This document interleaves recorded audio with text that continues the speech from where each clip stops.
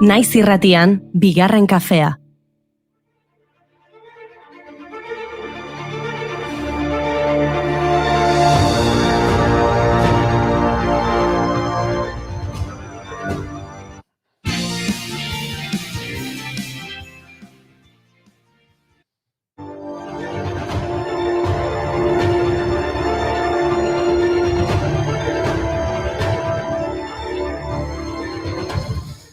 Albiste txar bat eta bion genituen, baina orain bi albiste txar eta bion empatea. Bueno, bata kakana astu dugula hemen sarrerako audioarekin gaurko saioaren hasera eta bestea egunean behin aplikazioa mantentzen lanetan dagoela eta 60.000 erabiltzaile hortxe direla. Tensioari ezin helduta, ezin jokatuta, eta ikusita norbaitek gaur goizean gaurko partida jokatu aurreratu dituela sailkapen nagusian eta ezin hori berreskuratu. Baina espero dugu hori konponduko dela horrengo orduetan. Bai, badakigu ez da ostiral bati heltzeko modurik onena, baina hau da gertatzen ari dena eta horrelaxe kontatu behar dizuegu. Baina albiste honak baditugu bi, bat, ostirala dela. Naiz eta, tira, aipatu bezala. Eta bigarrena, eguraldi ona daukagula. A ber, Inigo, mesedez, beste albiste hon bat badaukagu. Ui, zergatik ez zaizu entzuten Goiuri. Eske gaur ahozago ahozkotasunaren nazioardeko jaialdiko lehiaketaren irabazlea esagutuko dugu ordizian. Eta bihar Euskal Narratzaile topaketa eta horren urrezko kalabaza saria jaialdian.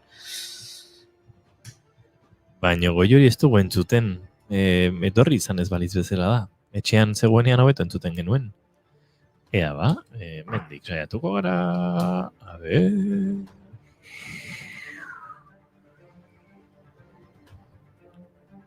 Bale, hau bai berri ona, Goiuri entzun dezakegula. Hemen ere ez? Ai ama, zegin dizu mikrofon horri nik uste, ze bilela baina. Ai ama... berri txarrak besterik ez dauzkagu eta ez dakigu kontrol zentralarekin harremanetan jarri beharko zaituztegu.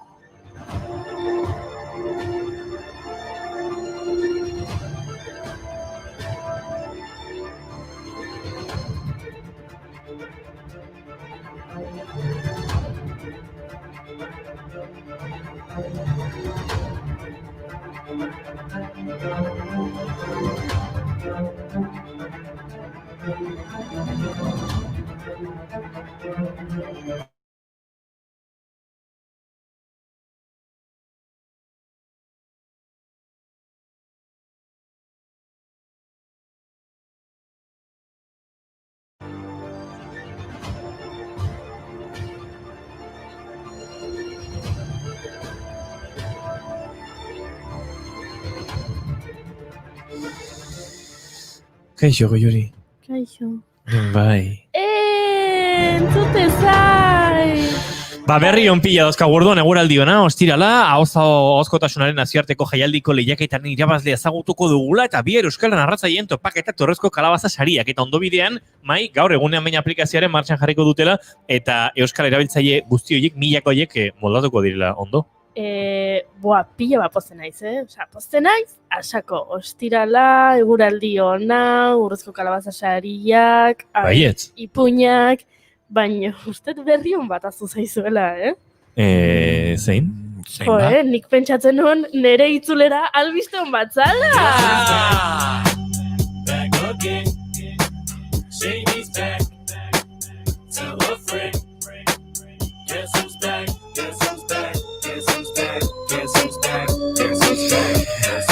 Noski baiet, Goiuri. Ongi etorri Goiuri konfinatuta egonda eta gaur itzuli da estudiora. Ongi etorri Goiuri! Pikitipon, kispun. Pox-poxik nao. Baina, karo, etxera sartu nintzenean tabernak irekita zeuden eta orain dena itxito. Eta estatuatutako biztanleek presidenterik ez zuten. Karo, ez. Zenba denboa. Eta Jordi Hurtado gaztea zane bai. Eta gaztea da oraitik. Bai. Baina beti harta dezakezu kafe bat gurekin. Edo bi, hau bigarren kafea da. Nik nahiago te matxa. Txistako abistan. Venga, zentra gaitezen, ze albiste dakartzagu gaur? Bueno, abertzen naiz, kultura, kirola, ni prestetorri naiz. Hasi, kirolekin, adibidez. Bale, jokinezki eta atletikeko atezainak positibo eman du COVID-19. Mesedes, ez dut hitza hori entzun nahi. COVID edo atletik? A ber, nola trazen daite. Kirola. Bale, orduan kulturara joko dut. Rob Sabatxek eskuratu du Bilboko Fant Zinema Jaialdiaren film honenaren garaikurra. Host lanari esker. Beldurrezko film klasikoen elementuak dauzka, baina kontatzeko era oso berritzailea da. Etxealdian filmatu zuen Zoom aplikazioaren bitartez. Beldurrezko filma. Gaur ostirala amairu da, eta, gainera arazo teknikok ez dakizer ea barkua ondoratzen zaigun Titanic bezala. Gaurko egunez duela 18 urte Prestige petrolontzia ondoratzen hasi zen Galiziako kostan. Fuel olio isuri erraldoia sortu. 77.000 tona petrolio zeramatzan barkuak. Costa da Morte inguruan kaltetuenetarikoa izan zen arrantza sektorea bereziki kolpatuz. Mariano Rajoy zen orduan, ministroa. Se piensa que el fuel está aún enfriándose, salen unos pequeños hilitos.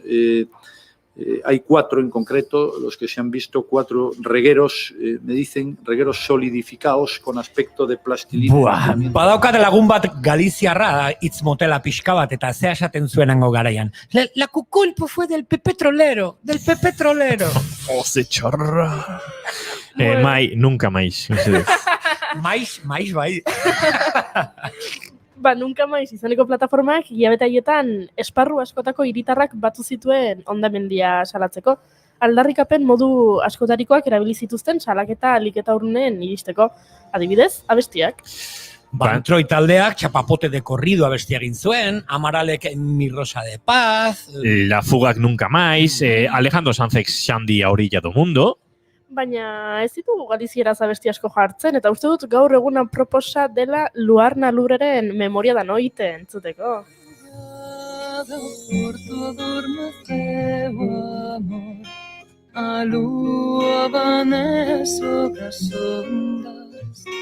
Piso espellos antes de que saia o sol.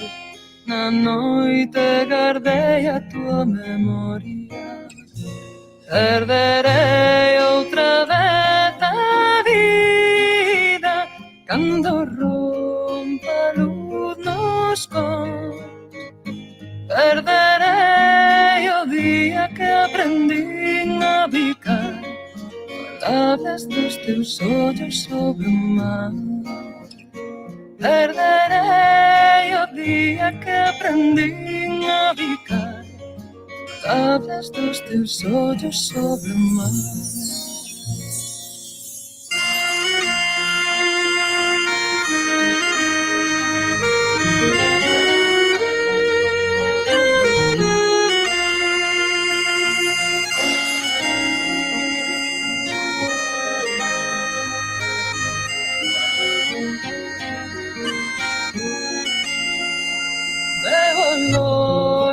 Antes de vir o rumor, levo-no a maré baixa sombra.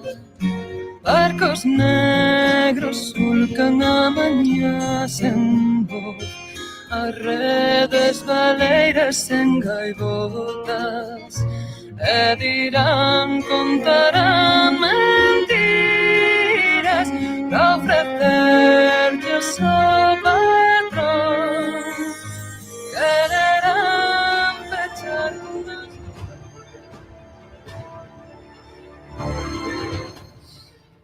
Eta gaur 80 urte betetzen ditu Disneyen fantasia filmak. Animazioa eta musika klasikoa nahasten dituen esperimentua izan zen. Disneyren lehen 2 film animatuak ez bezala, fantasia etzen arrakasta komertziala izan. Baina orain klasikotzat jotzen dugu eta Disneyren lan onena dela esaten dute askok. Gainera uste dut, soinu estereofonikoa duten pelikulen lehendabiziko bat izan zela, ez, Nigo? Horrela diote baina ez dakit. Gaurko egunez jaio zen Guppy Goldberg aktorea, The Color Purple, Ghost eta Sister Act dira bere filme ezagunetakoak. Sister Act da, koro bat osatzen duten monjen filma hori? Bai, hoi da. Badakizuen nori gustatuko zaion pelikula hori. Ez dakit, a ber, akaso inspiratzen gara pixka bat.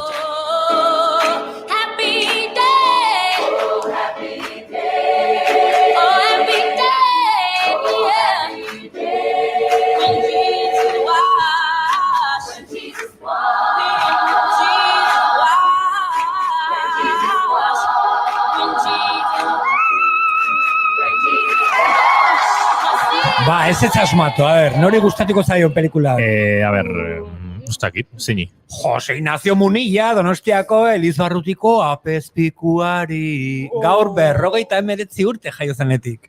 Ba, ziur, Bupi Golberri etzaiola Munilla bat ere gustatzen. Bupik urteak daramatza abortuaren alde, LGTBIQ plus komunitatearen alde, feminismoaren alde. Feminismoaren alde, bagoazen berriro ere Galiziko musikarekin. Zer iruditzen Faltrikeira eta Asete Mulleres du Miño. Zazpi emakume borrokalari. María da Ponce, viva María da Ponce, todas pistolas mamá, todas pistolas mamá, para matar a los cabráis, que son falsos que son falsos. Bada honeska gazte bat Galiziarra 3 aldiz izan dela Espainiako txapelduna. Rosi Martínez, txirrindularia, beste borrokalari galiziar bat. Ba, gaurko egunez zendu zen Ramon Pulidor frantziar txirrindularia. Pupu edo, bai, betiko bigarrena, ez izen ez beraguna. Frantziako turra 3 aldiz bigarren eta 5 aldiz 3. bukatu zuelako. Ui, badator goren momentu. Ez bai, eske, gaina Pulidor, nahi oso zargeatzen zait, baina Pulidorreko intzituzun Merxekin, Anketilekin, Inoltekin, Bamontesekin, Okainarekin ere esango nuke, Bueno, bakizu zeinen antza hartu dizudan iligite. Ay. ¿Dónde pelotas te metí? Zapabollos, torcebotas de garrabanzaras de pacotilla. Buenas noches, saludos cordiales. Conectamos en directo con la moto 2, bigarren moto dugula estreketan. Aquí Gasparrosetti bajamos a 80 por hora y puede haber interferencias. Ay, ama. Pinchis del túnel. Vamos a dejaros veros García. abrazapitos, agarraros.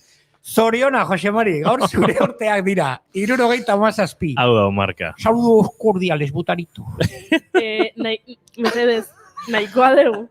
Osea, erotzen hasi gea, ze pasada. Bai, eukide momentu kafe gehiek igual. Oso ondo imitatzen ze, baina, a ber, ni gaur torri nahi zonea ipuinak entzutera, Ana, bida zehazkarra deun, horregatik aukeratu duzu ostirala itzultzeko, Atzo bazpade, etzinen etorri, Gaur, bueno, atzo ipuin izan genuen, baina bazpadezuk ostirala aukeratu, Ez dakizuzuk ezer. Bueno, baea gaur Maider Altzelaik ipuintxoren bat kontatzen digu. Ipuinekin bidaiatzen dugu, baina... Bidaiatu horla benetan hitzak esan nahi duen horretan ere egingo dugu. Bueno, benetan ez, baina lagunduko digu seguru Josu Iztuetak Australiara goaz, Pangea espedizioaren bitartez, aurrekoan goiurik aukeratu zuen Australia, hor ziren aukeratzeko hainbat bidai, eta hori izango da Josuk ekarriko diguna. Eta bidaia esperientzia ederra eta esperientzia bidaia ederra. Kontxita Beitia eta Marimi Ugalde egongo dira telefonoaren beste aldean. Asingo gara, ez da? Abuz, arratsaldeon eta saludos cordiales. Macho maitia, azaroak 13 ditu gaur, eta goiuri gurekin dago!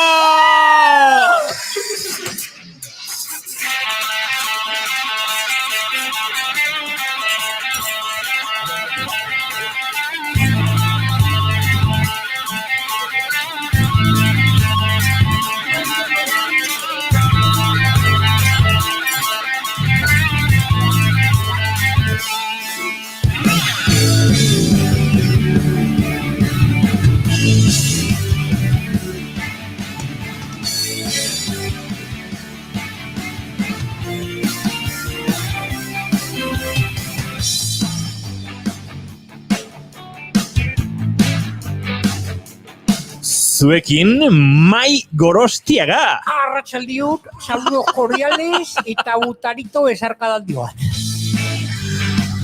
Super Goiuri Ezeiza! Itzuli naiz!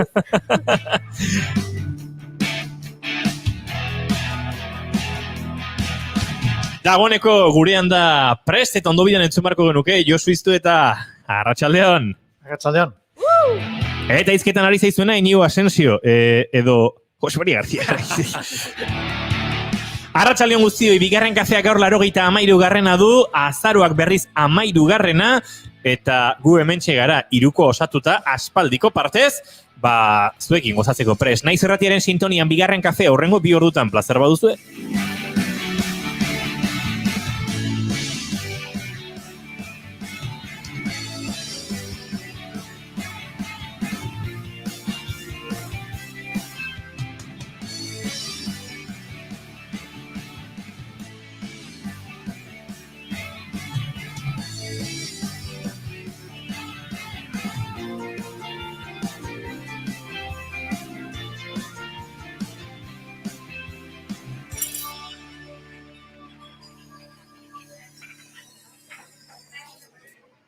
Irratiei emate, ez Juri, zer? Aizeate hemen gora eta bera Jose Mari Garziakin, baina ez dugu aipatuko atzo Twitterren ze pasazan? Ze pasa da Twitterren? Idatzi ziguten esateko norbaiten antza daukazula Inigo Asensio. Bai. Brad Pitt. Ez. Leonardo DiCaprio igual. Ez. Vale, Jon González, oin tope da hola. Ui, ze guapo. Bai, ez. Vale. Esango dizut? Bueno. Antoni Daimiel. ¡Daimiel! Nola Daimiel? ¡Daimiel! Baino, Antoni Daimiel. Bai. Euskeraz egiten duen Antoni Daimiela, omentzara? Bai, ama. A ber, Antoni Daimiel kazetari hundia da, eta usondo baino ez dakit, antzantza. Igual guapo xegoa naiz ez, mai? Genetika izango. Ez dakit, rollo genetikoren bat, eta horregatik antza daukazu, arbasoel komun baten, edo euskalo. Aha, akaso izan daiteke Australiako aborigenen bat, edo... Izan daiteke edo japoniko... Ui, lotura biztan!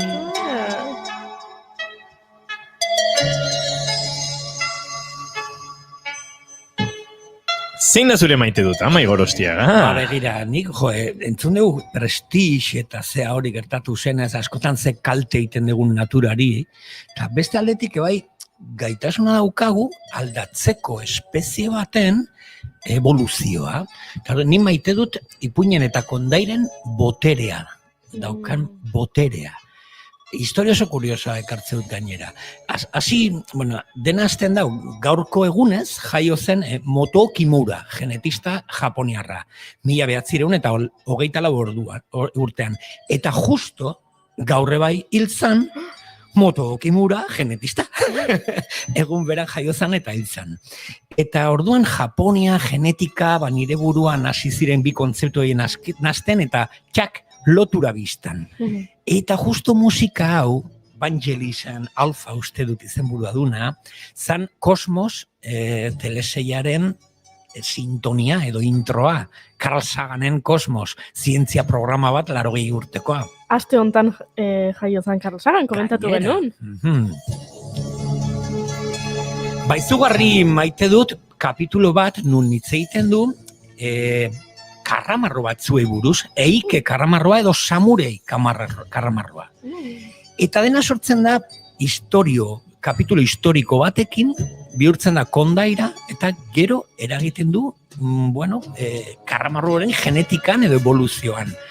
1185 urtean, Japoniako kostanaldean, bataila bat izan zanez, guda bat, Heiken eta Genjin artean. Genjik irabazi zuten eta Heike pilo bat hil ziren. Eta azkena bota ziren txasontzitik eta, angelditu ziren. Horreaino, historioa. Hango arrantzalek eta hasten dira esaten, Heiken espirituak hortxe jarraitzen direla. Eta kontu handi zibili behar dela. Behin arrantzale batek, karramarroak hartzen ditu bere sarean, eta batek dauzka marka batzuk irudikatzen samurai aurpegi bat, giza aurpegi bat. Eta karramarro hori botatzen du itsasora. Beste guztiak, portura eramaten ditu, jateko eta saltzeko. Eta azten da kontatzen. Hau gertatu zait, karramarro hau samurai aurpegia zeukan. Azten da kondaira. Arrantzale guztik marka dituen karramarrok hasten dira botatzen, ez dute hartzen, beste guztik bai jaten dute. Orduan urtez urte, mendez mende, bakarrik bizitzen dira marka dituenak eta samurai aurpegia daukatenak bere oskolean, beste guztiak jantzirelako belanaldi. Orduan kondaira batek aldatu zuen karramarro baten genetika, eta egun esaten dute, samurai karramarrok edo eike karramarrok ja ez di existitzen aurpegirik gabe. Maite dut potere hori. Gora gure kondairak.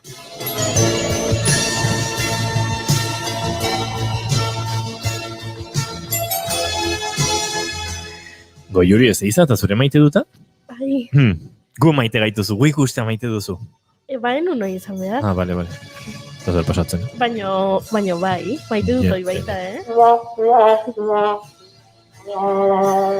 Bueno, nik esan behin, nire maite duta zala, edo ziala besarkada luzek.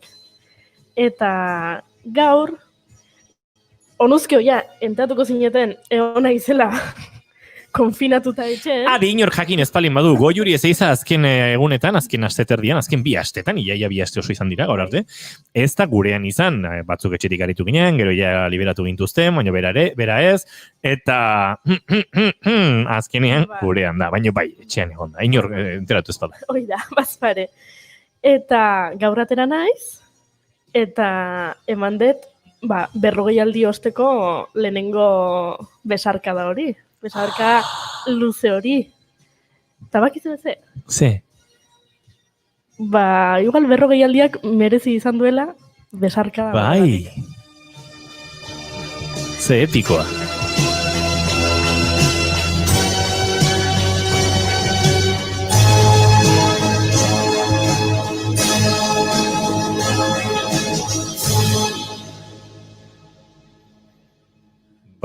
Nire maite dutak jarri beharko gintuzke Australiara bidean, baino hortarako aukeratu dut beste kantu bat, honekin badu, jatorrizko herrietatik, baina ez gara Australiara joango arekin.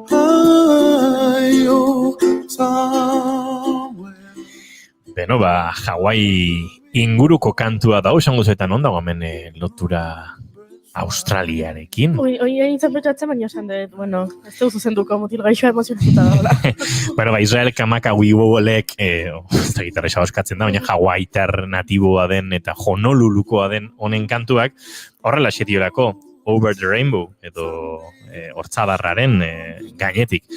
Nire maite dutak gaur, onintze Salazarrak elkarbanatu duen txio bat eskeni nahi diot, baina bera ere oinarraitu da Colin Leonardek 2013an publikatutako argazki baten.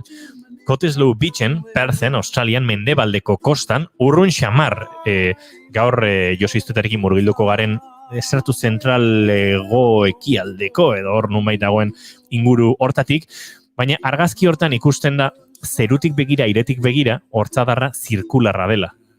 Zeru ertzak trabari jartzen ez digunean, airetik arrelas ikusten dela, prismatu edo horrela egiten dela, ez?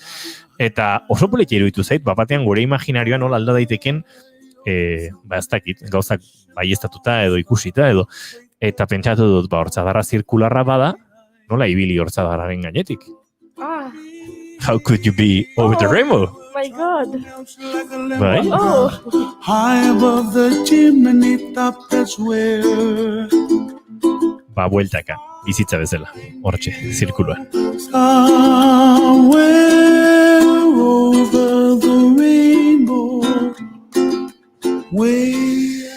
Eta guk ere bueltak ematen ditugu mundutik. Ala beharrez, gure bidaiarin eskutik, eta gaur, ibili munduan tartean, Josu Iztuetaren txanda, eta Josu Iztuetarekin Pangea espedizioari heldu genion, eta esan zigun, urrena zuek aukeratu, eta Goiurik aukeratu zuen, eta Goiurik Australia aukeratu zuen. Hain zuzen ere, Josu Iztuetarekin aipatu bezala, desertu zentralaren ingururtara, desertu zentralarea handia da, Australia handia da oso, eta bertan eire lakurantz edo egingo dugu bidaia. Ez dakit, ez diot Josuri aukera eman bere maite dut esateko? Pentsa dut zenuen, Josu? Eire lakua bera. Eire lakua bera maite dut. Lekua. Tokio. Eire lakua, ez eire lekua maite dut. Josu Iztuetak. Josu, aragoaz, eire lakura, nik oso gainetik kokatu dut, Australia irla osoa hartuko bagenu eta gurutze egingo bagenio ipar hegoalde, hor Darwin Adelaida ardatzean batetik eta Perth Sydney ardatza bestetik, mendebalde ekialde, erdigunetik beheruntz eta ekialderuntz pixka bat, baina desertu zentralean oraindik ere, ezta? Bai, nik uste komen izala, eta ondoen dezula inigo kokatzen, o zentratzen puntu bat hain herrialdea hundian, ez? Zen Australia Europa baina hundiagoa da, 7 milioi kilometro tardi ditu. Izena ere berezia du. Isla kontinente baditze zaio, baina berez kontinentea izango litzateke Ozeania, Australia gehi Zelanda berriak gehi dauden irlak, ozeanon dauden irlak, eta izena bera ere Australia bada justu hori Austral eta Borealdia norte, sur, septentrional, meridional bezala, ez? Odon, hegoaldean dagoen, zegoen, irudikatze zuten tierra inkognita batan, bazen Australia. Odon, hori, haunditasun horretan, niguk egin duena, zatitu goiti berako ardatz batean, zatitu ezker eskubi ardatz batean, eta hor erdikaldean dago eire lakua. Gure ara joateko arrazoia, beti esaten dugun moduan, aitzakia zen kontinente bakoitzeko lekurik bajuena topatu nahian genbiltzala, eta ez pixka bat aurkikuntza geografiko bezala, baizik aurkikuntza historiko, antropologiko, jendea bizi delako bertan, ez? Jendea bizi da, aspaldidanik, Australiako lehen biztanleak aborigenak edo deitutakoak dira. Begiratzen egonez, aborigena hitza batzuntzat ez da oso originala, inglesetik dator, originaletik dator, baina batzuntza dira aborigen izan liteke segun ongoa indigena, indio zertatuan, zeun orentzat natiboa, zeun orentzat First Nation, ez da erreza hortan kontu zibili bat da, gure basko euskaldunak, ez dakiz ere, bakoitza bere konotazio ditu. Ondon, kontinente handi batean, lurralde bero lehor batean, handago eire lakua, itxas mailaren azpitik 16 metrotara.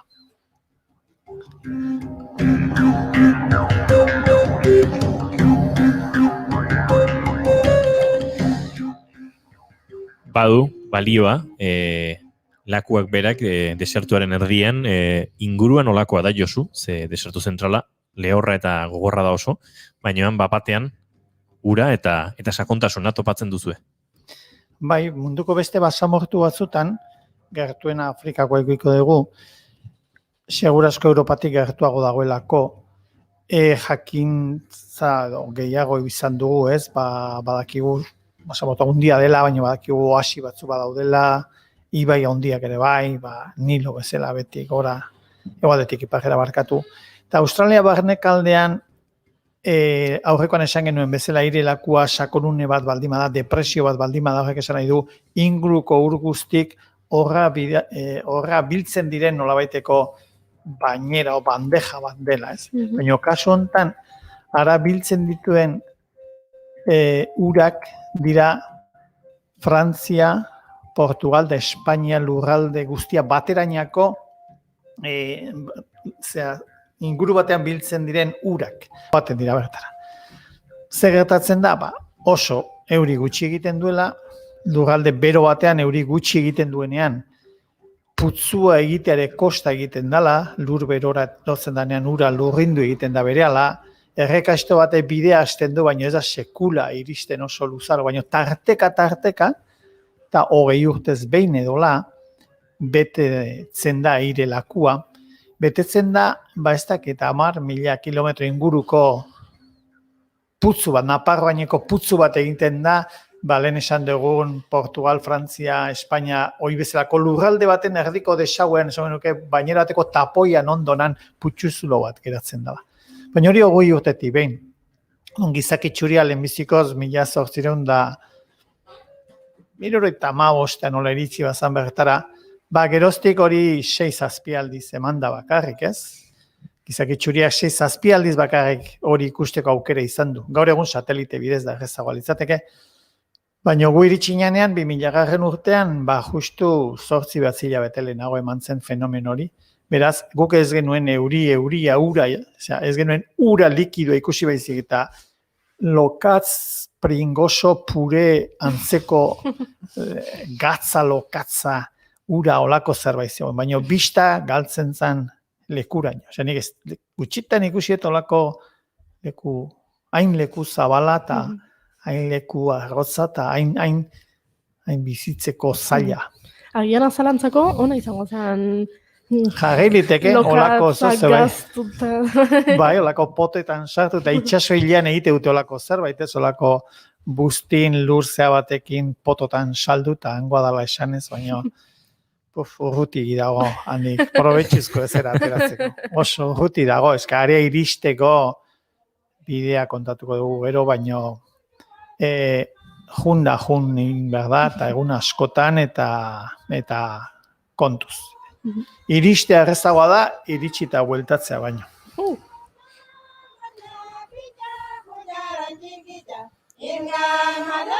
Desertu zentraleko emakume aborigenak edo jatorrizko nazioetakoak edo aipatu dugu kontzeptuekin badagoela saltza. Nik zenuke bertan jatorrizko herria nahiko ontzat ematen zutela beraiek eta euren abesbatza baten musikari gara entzuten. Ez da erresa saiatzen gara normalean bidaiatzerakoan bertako musiketara jotzen, gogoan dut Laponiara jo genunean bertako musikak eta bar. Desertu zentralean gertatzen da gauza bat, eta da bertako talde etnikoen artean asko karreman asko izan bai, jatorrizko musika oso gutxi mantendu da. Australiako didgeriduaren musika, bertako musika tradizionaltzatugu, baina ondoren ikaragarria da estatu batutako musikak bertan duen eragina, eta topa ditzakezu bertako aborigenak diren gizakiak, kantautore, rock abeslariak, oso estetika kauboiean, txapel larruzkoa jarrita, eta musika ere oso amerikarra egiten, alegia Neil Young edo Bob Dylan desertu zentralekoak ere topatzen dituzu. Eta musika folklorikoan, bai, geratzen dira alako arrasto batzuk, arbasoen bitartez ahozkotasunetik transmititutako kanta batzuk, baina ez du indar berezirik. Horrexegatik, aurkitu ditugu gauza batzuk, baina ez da gehiegi instituzionalizatu den musika bat, urrun daudelako instituzioetatik zoritxarraz, oraindik ere bertakoak. Hauxe Desert Mob Symposiumen 2018an egindako kontzertu bateko zatitxoari ginen entzuten. Beraz, bidaia bertarainokoa zaila, eta itzulera zailagoa, edo hortik entzun dizu, entzaitu Josu. Bai, Australia barnekaldea sartzen saiatu ziren zuriak, europearrak nekez iritsi zian barrualdea. Pentsa, intzuten espedizio bat, eta gastan eraman zuten besteak beste, janari asko eta zaldi eta dromedari batzuk ere ekarri zituzten, gambelu batzuk ekarri zituzten, Afganistanetik eta, bide zezagunura, egin alizateko. Eman zuten txalupa bat ere, bi txalupa arraunda guzti. Pentsatzezultelako barnekalde hartan itxasoa ez, laku bate ongo zala, kontinente gehienetan erdikaldean putzu hundiren bat, baina hanez. Eta odon, kostaldetik barnekaldera lehen esan duinigo distantziak oso handiak dira, ez? Odon, noabaitea iristea, zerbait gurutzatzeko, pentsatu baduzu, erdian iritsi nahi badezu, beste bide daukazula, bueltatzeko. Baina erdi hori ez dakizu, abituzea jakin gabe nun dagoen erdi hori. Beraz, ez zuten erraza izan.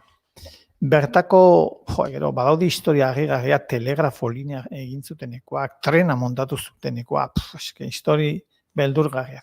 Guk furgoneta zar bat lokatu genuen, bueno, ez dakit, inigo 2000 urtean anintzen Australian? Ez.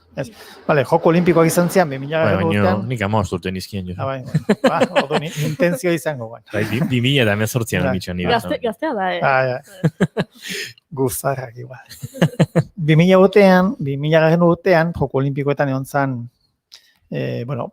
hola, eta hauek uste dut, Bentza Valentin Dorronsoro bertan egon zan, albiztur daga, mekaniko bezala, eta nire lehenago Australian egonan nintzen, eta beak taller batean, furgoneta bat, begiz ikusi zuen, gero guara iritsitakoan, erosteko asmotan.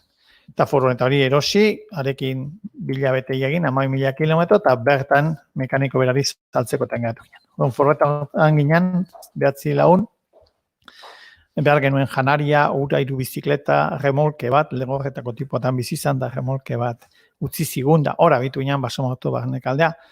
Da pista, hasieran asfaltoa, Adelaidatik gora, gero pista, eta gero pista, baino herri batetik bestera distantzi izugarriak. Marre izeneko herri bat pasabar da, ara iristeko, Marre izeneko herri otan oso jende gutxi bizi da, eta polizia puestoan adibidez, persona bakarra dago lanean. Persona bakarra horrek dauka 180.000 kilometroko lura zalera bateko enkargu edo, kargua edo, ez da nola esan. Ura segituta aurrerago oraindik beste 500 kilometrotara guk, irilakua undia izanik, leku desentetatik iritsi liteke jo dezagun goitik ikusi ezkero. Baina guk aukeratutako pista bakarrenetakoa William Creek etizi joan. William Creek da herriska txiki bat, zensoan 2 biztanle ditu. Eta 2 biztanle baino bide gurutze batean dago.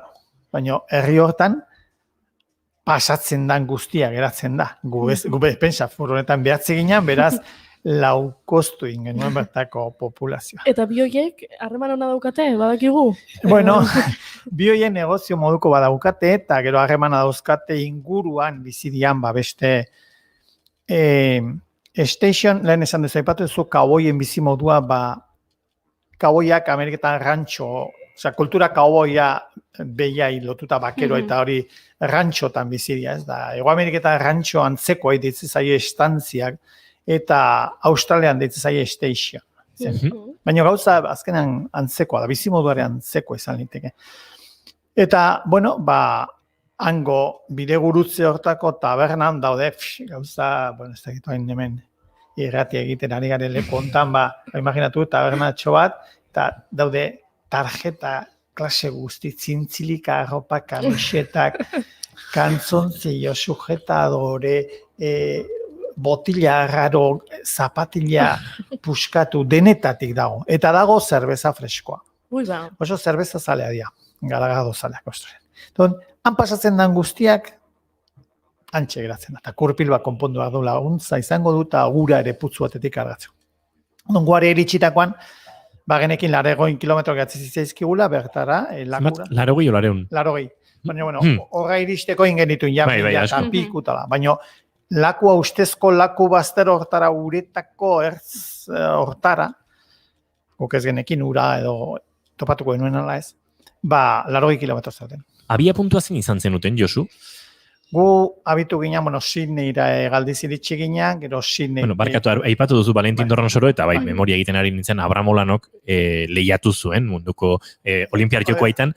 Laugarren izan zen erlojaren aurka, eta lehen aipatu gunen Raymond Pulidor, gogoan izan dut, Jan Ulrich izeneko ziklista alemaniarra rostokekoa, honek ere 5 bider egin zuen bigarren Frantziako turrean, Pulidorrek baino gehiagotan, Risen atzetik, Pantaniren atzetik, Lance Armstrongen atzetik, gero egia da jakin genituela Amerikarrari buruz, behin irabazire bai, eta Sydneyen lortu zuen garaipena, erlojuaren aurka berriz, Ekimov izeneko errusiar jatorriko ziklista batek eman zuen ezustekoa, eta horrek utzi zuen Abraham Olano, dominik gabe olimpiar joko haietan. Baina ondo zen biltzan, Valentin Dorronsoro erandik ibiliko zen, bai. Hau da hortzadarra bezala, zirkularra. Zirkularra dena.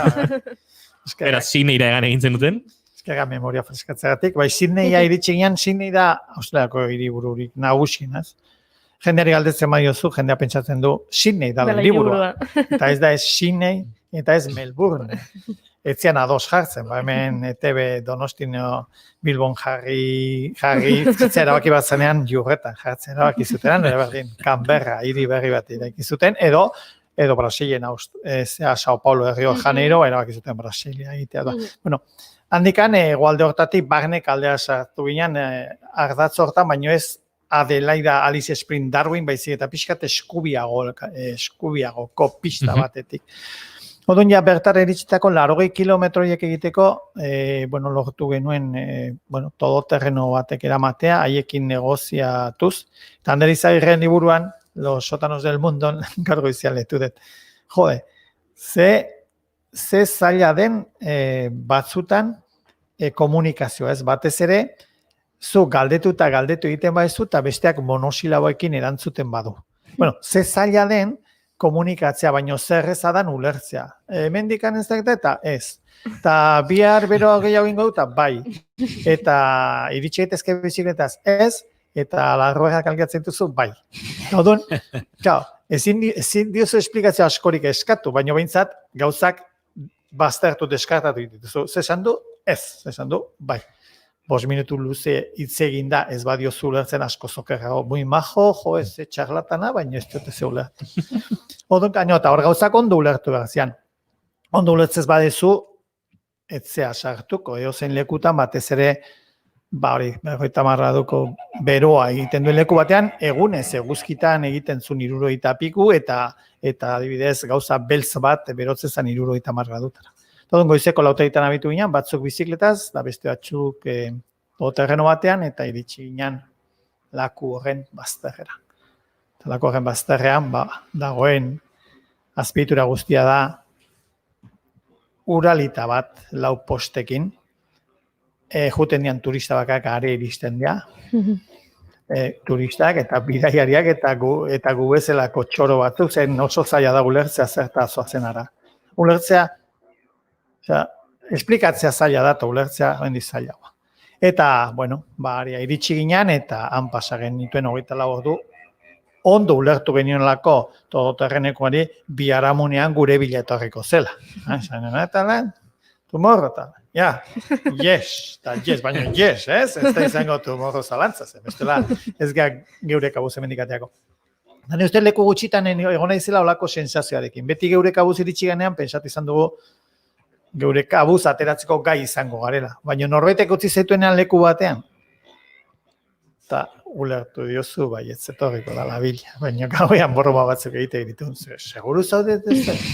Tartean ginean, Miel Mari Losegi, Jose Misa da, Maialen Lujanbio eta beste guztiak ez. Batzuk egin genituen, naiz eta oal lehorra euki gau guztian, naiz eta litro erdi batean orduero. Eta berak pentsatzen duan ez dagoela ezer, ez?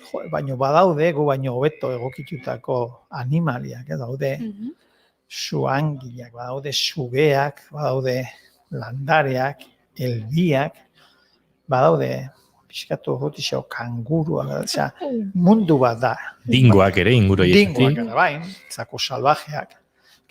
Australia kontinente izugarria da, badaude espezie batzuk, beste inun ez daudenak. Badaude animali batzuk, koste egiten denak animali direnak. Hor anekdota badago ornitorrinkoaren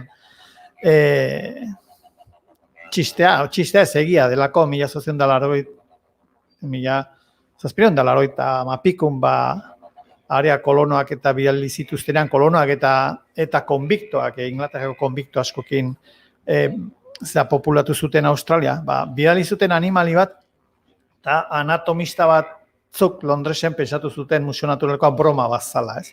Nolatan animali bat hileduna, arrautza jartze zituna, baina gero kumeak esne edate zuten, da mokoa ata batena zeukan, eta hankak ez da izene, hau broma txarren bada.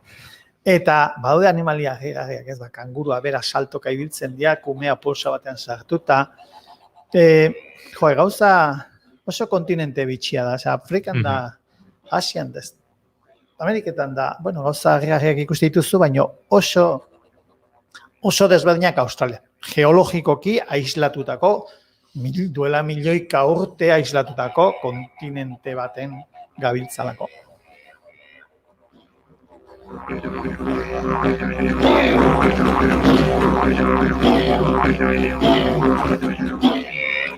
Leno Maik aipatu du, Japoniako kondaira horren bitartez egindako hautaketa genetiko hori, noski, Australian, edo Ozeaniako kontinentean, aislamendu egoera ikaragarrian bizita, eragin genetikoiek oso gutxi izan dira, eta orduan horrek hartzen du zentzua Josuk dionak, azkenean oso animali ezberdinak, eta munduan akaso homogeneizatu diren itxurekin ikaragarrizko impactua sortzen duten. Marsupialak esate bateako, eta gero kurioso izan zen untxiekin, eta uste dut kriston plagak izan zirela, marinela joan zirenez, karo, ez zauka etxaia naturala edo, eta kriston plagak izan ziren untxiekin ere.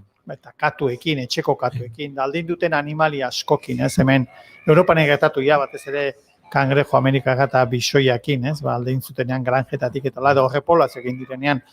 Baina Australian izan zen, norbaitek konejo bat zaskatu zituen, bere finkatxoan, izi ateatzeko eta hola, eskapo intzuten, eta konejoak ugaritzen direnakin, izan zen agerri, gero saiatu zian gaixotasun bat, konejoi guztiak esterminatzeko, gero katuak, dingoak, zaku salvaje horiek, ganadua zegoen lekure ez iristeko intzuten dingo fence, edo, esi bat, 8.000 kilometroko esi bat, dingoak ez daitezen iparraldetik egon dira pasa.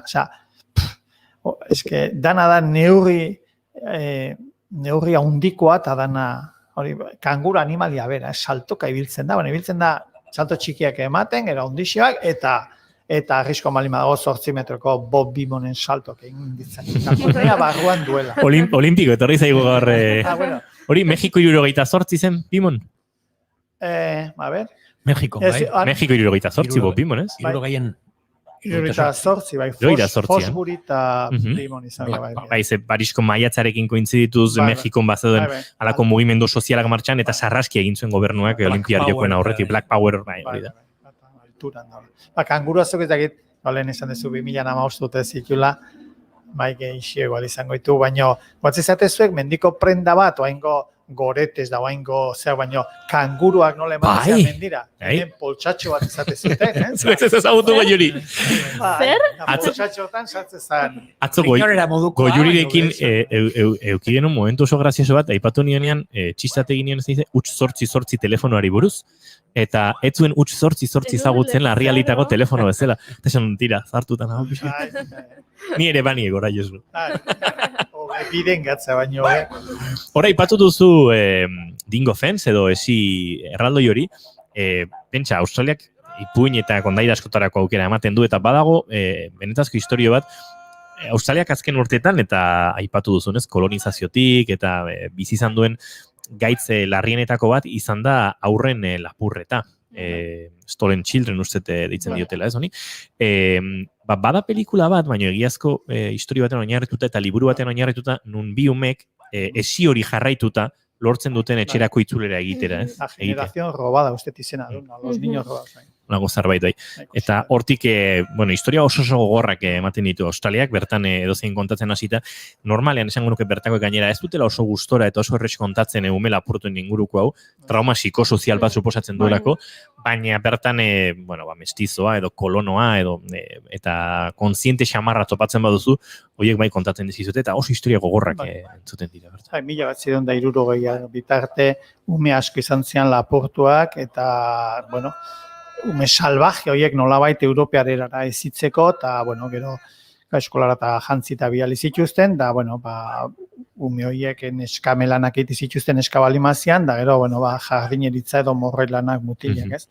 Eta hori 1960 edo gertatzen, baina askoz beranduago ezagutzera eman zan. 1962 uste ez zutela boto eskubiderik, aborigenek, eta hor, generazion robada edo esan dezun hori. Lapurturiko belaunaldiura edo.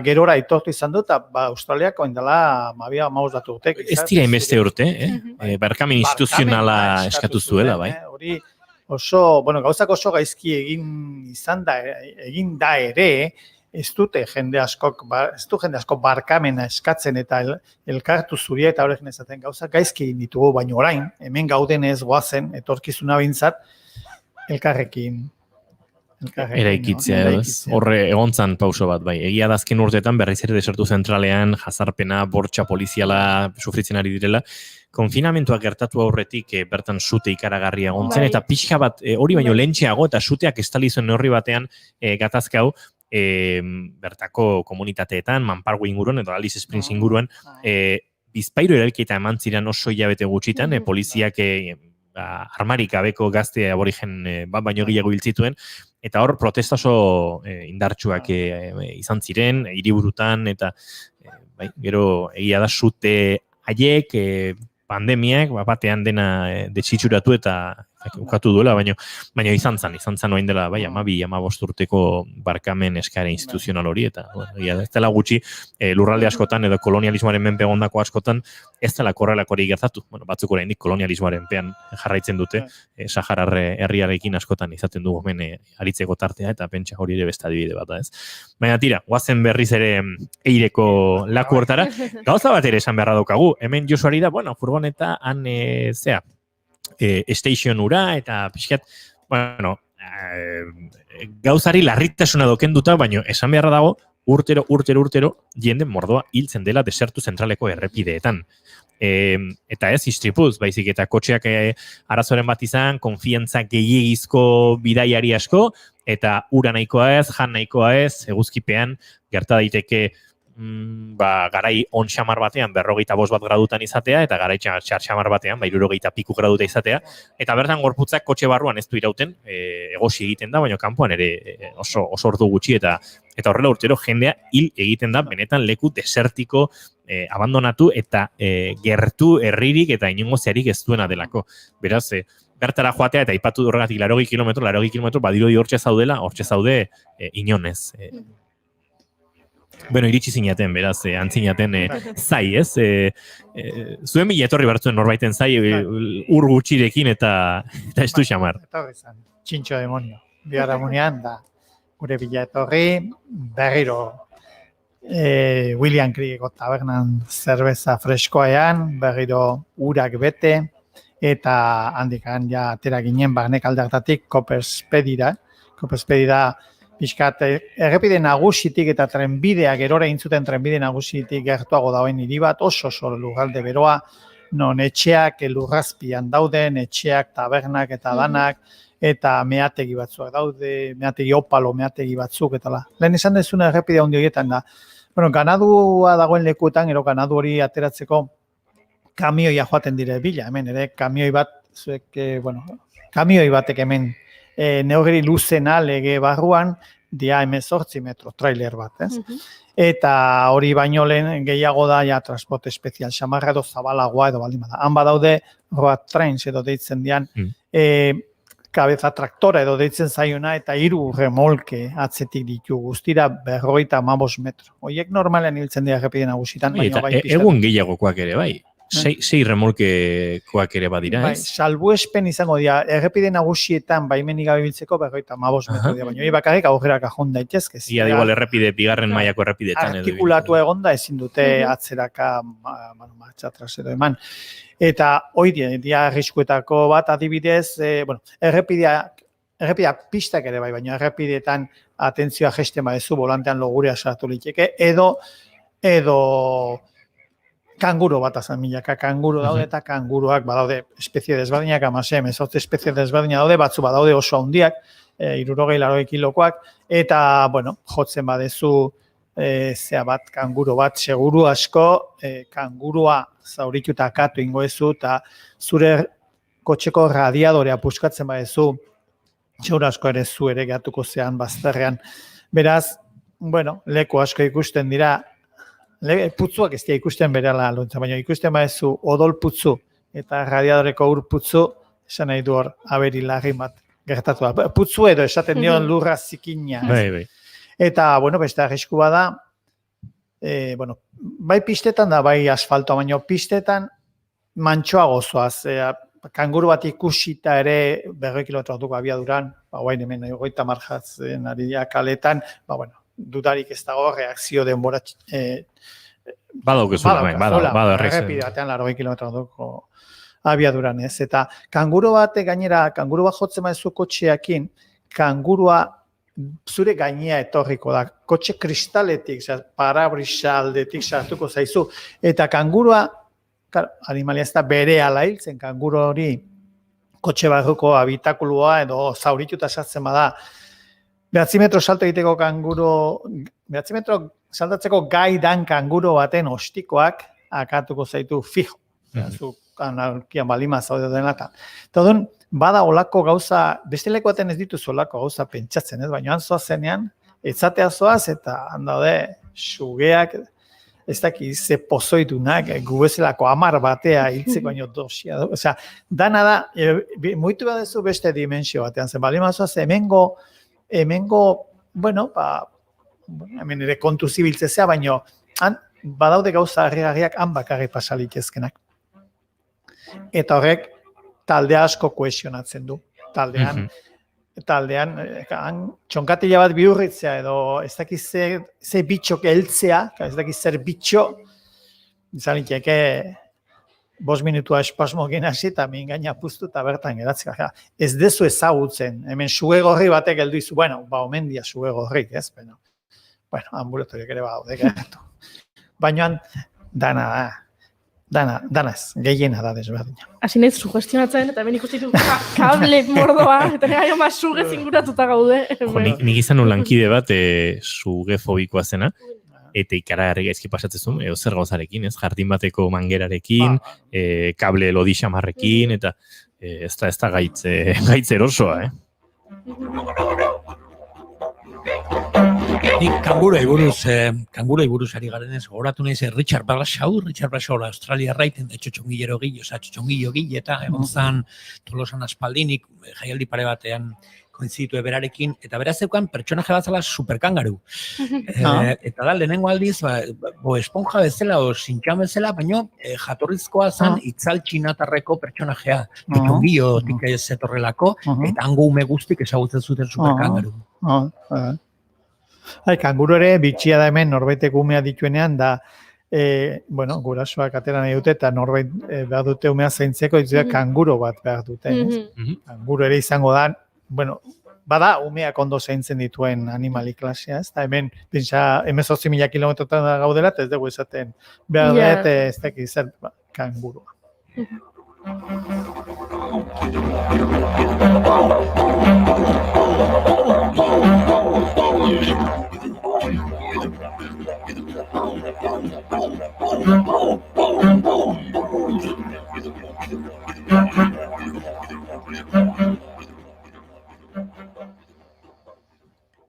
Eta egin zenuten beraz zeirerako bidaia, aztertu zenuten bertan zegoena, 16 metroko sakonera zuen ura.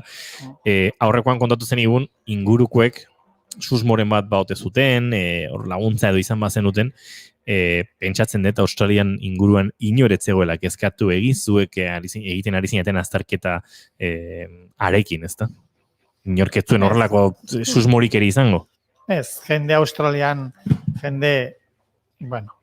batzuk surlaria eta kostaldea juten dira noski, beste batzuk, Alice Spring aldea, Uluru eta ingurua eta beste batzuk buzeatzea, korala, arrezifera.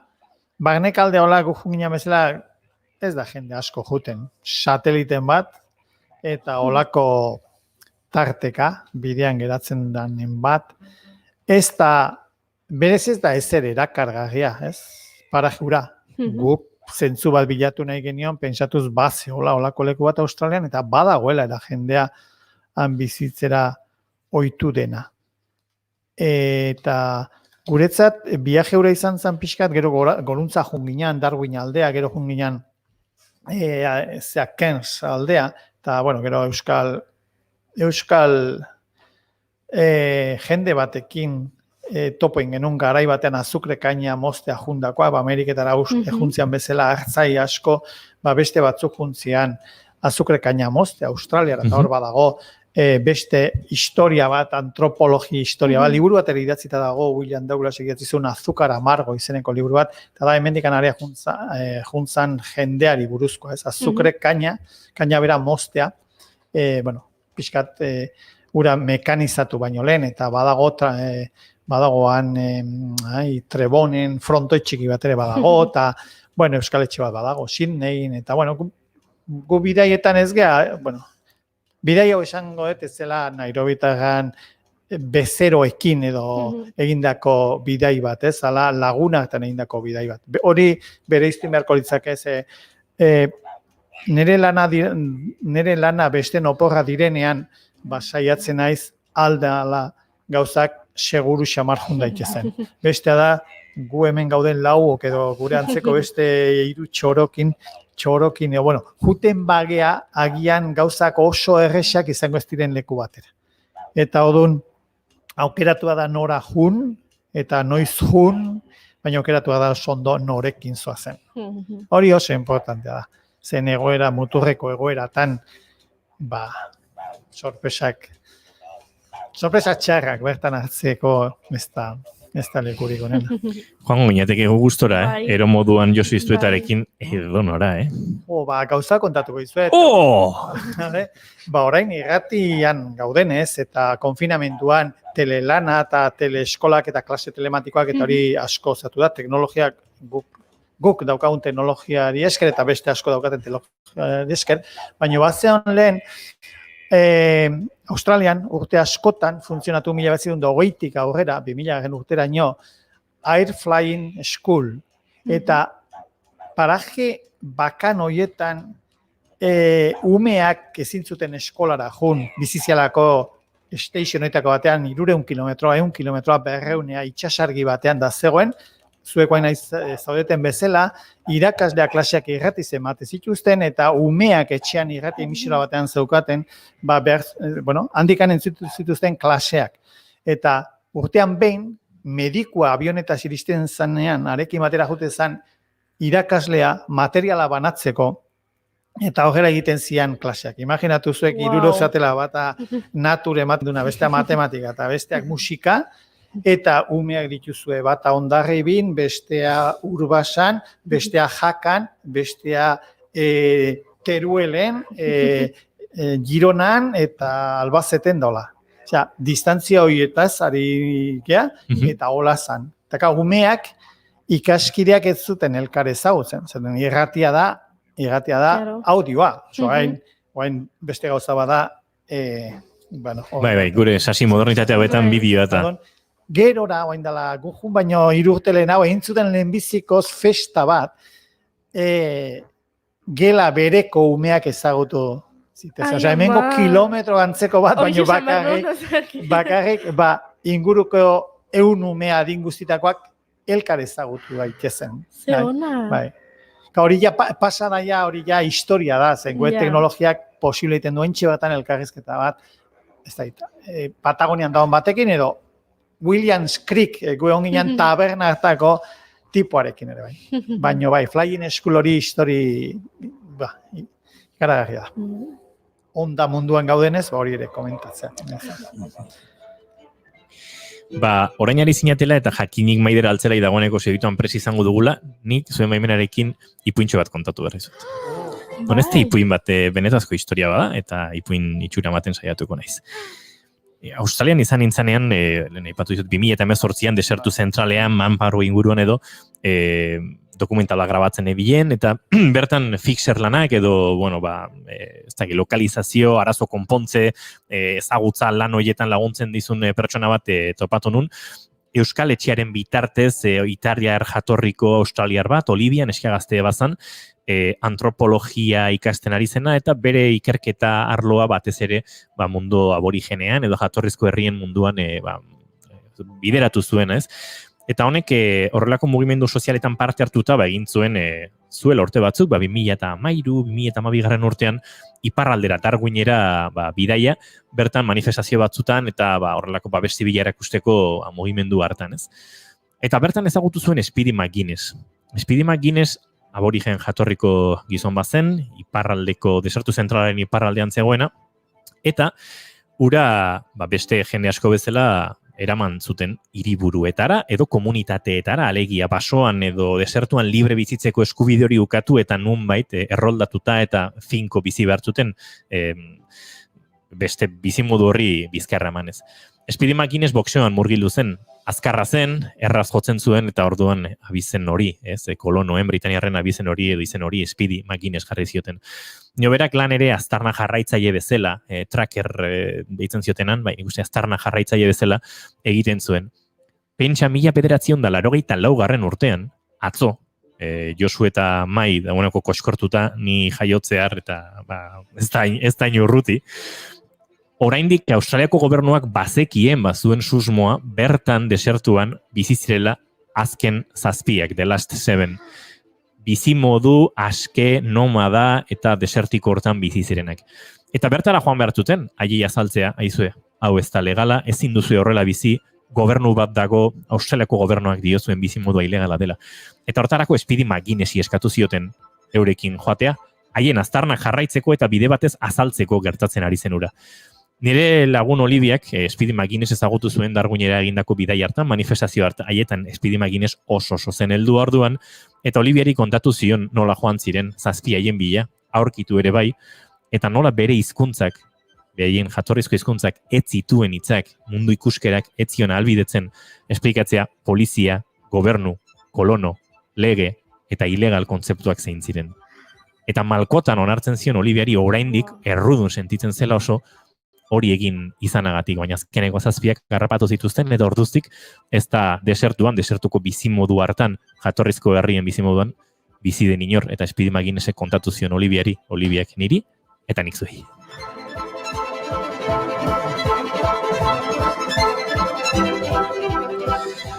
Eta ipuntxo zubi modura baliatuta Josu iztu eta agurtuko dugu eta Maider Altzelai segituen izango dugu gurekin hemen bigarren kafean. Bera bai trebe eta bera bai jaio ipuin kontakizunetan eta segituan izango dugu gurekin. Beraz, Josu iztu eta mila esker eta gurean geratu nahiko bazenu, lasai musukoa jarri eta hortxe egon zaitezke joateko beharra baduzu. 10 minutu beti geratzen da pixka gurekin Josu. Segituan gara Maider Altzelaiekin.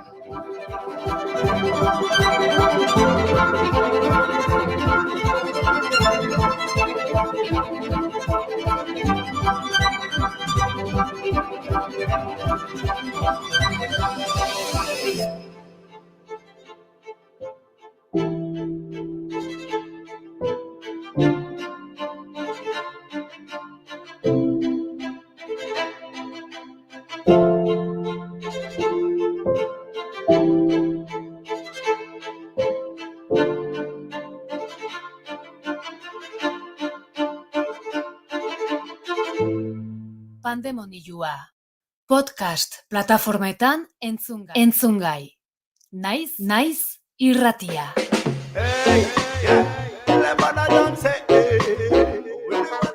Gaur pandemonioan Iñaki Estepi, bat sound sistemeko Iñaki. Sorkuntzaldetik nola eragin dizu guztionek?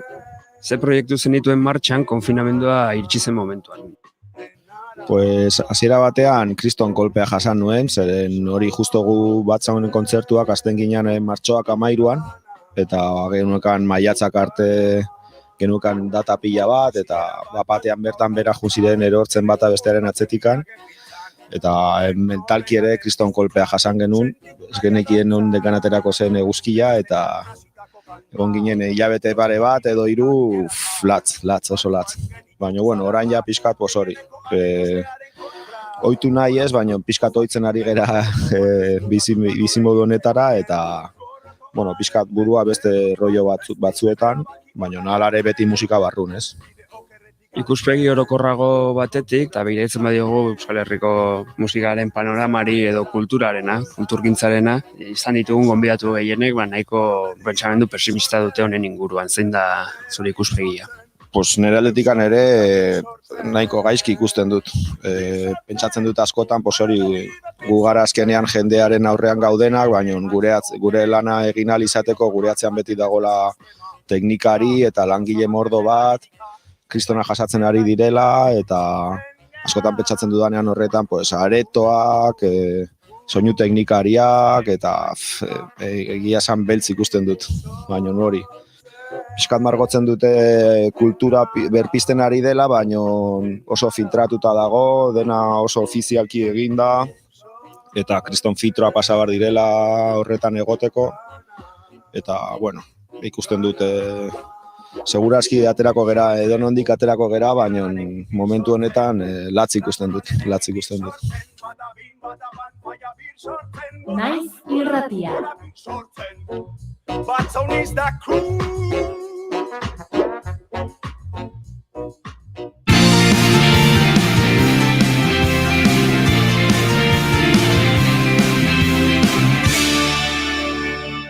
Emaiozu bigarren aukera bat egunari. Naiz irratian, bigarren kafea.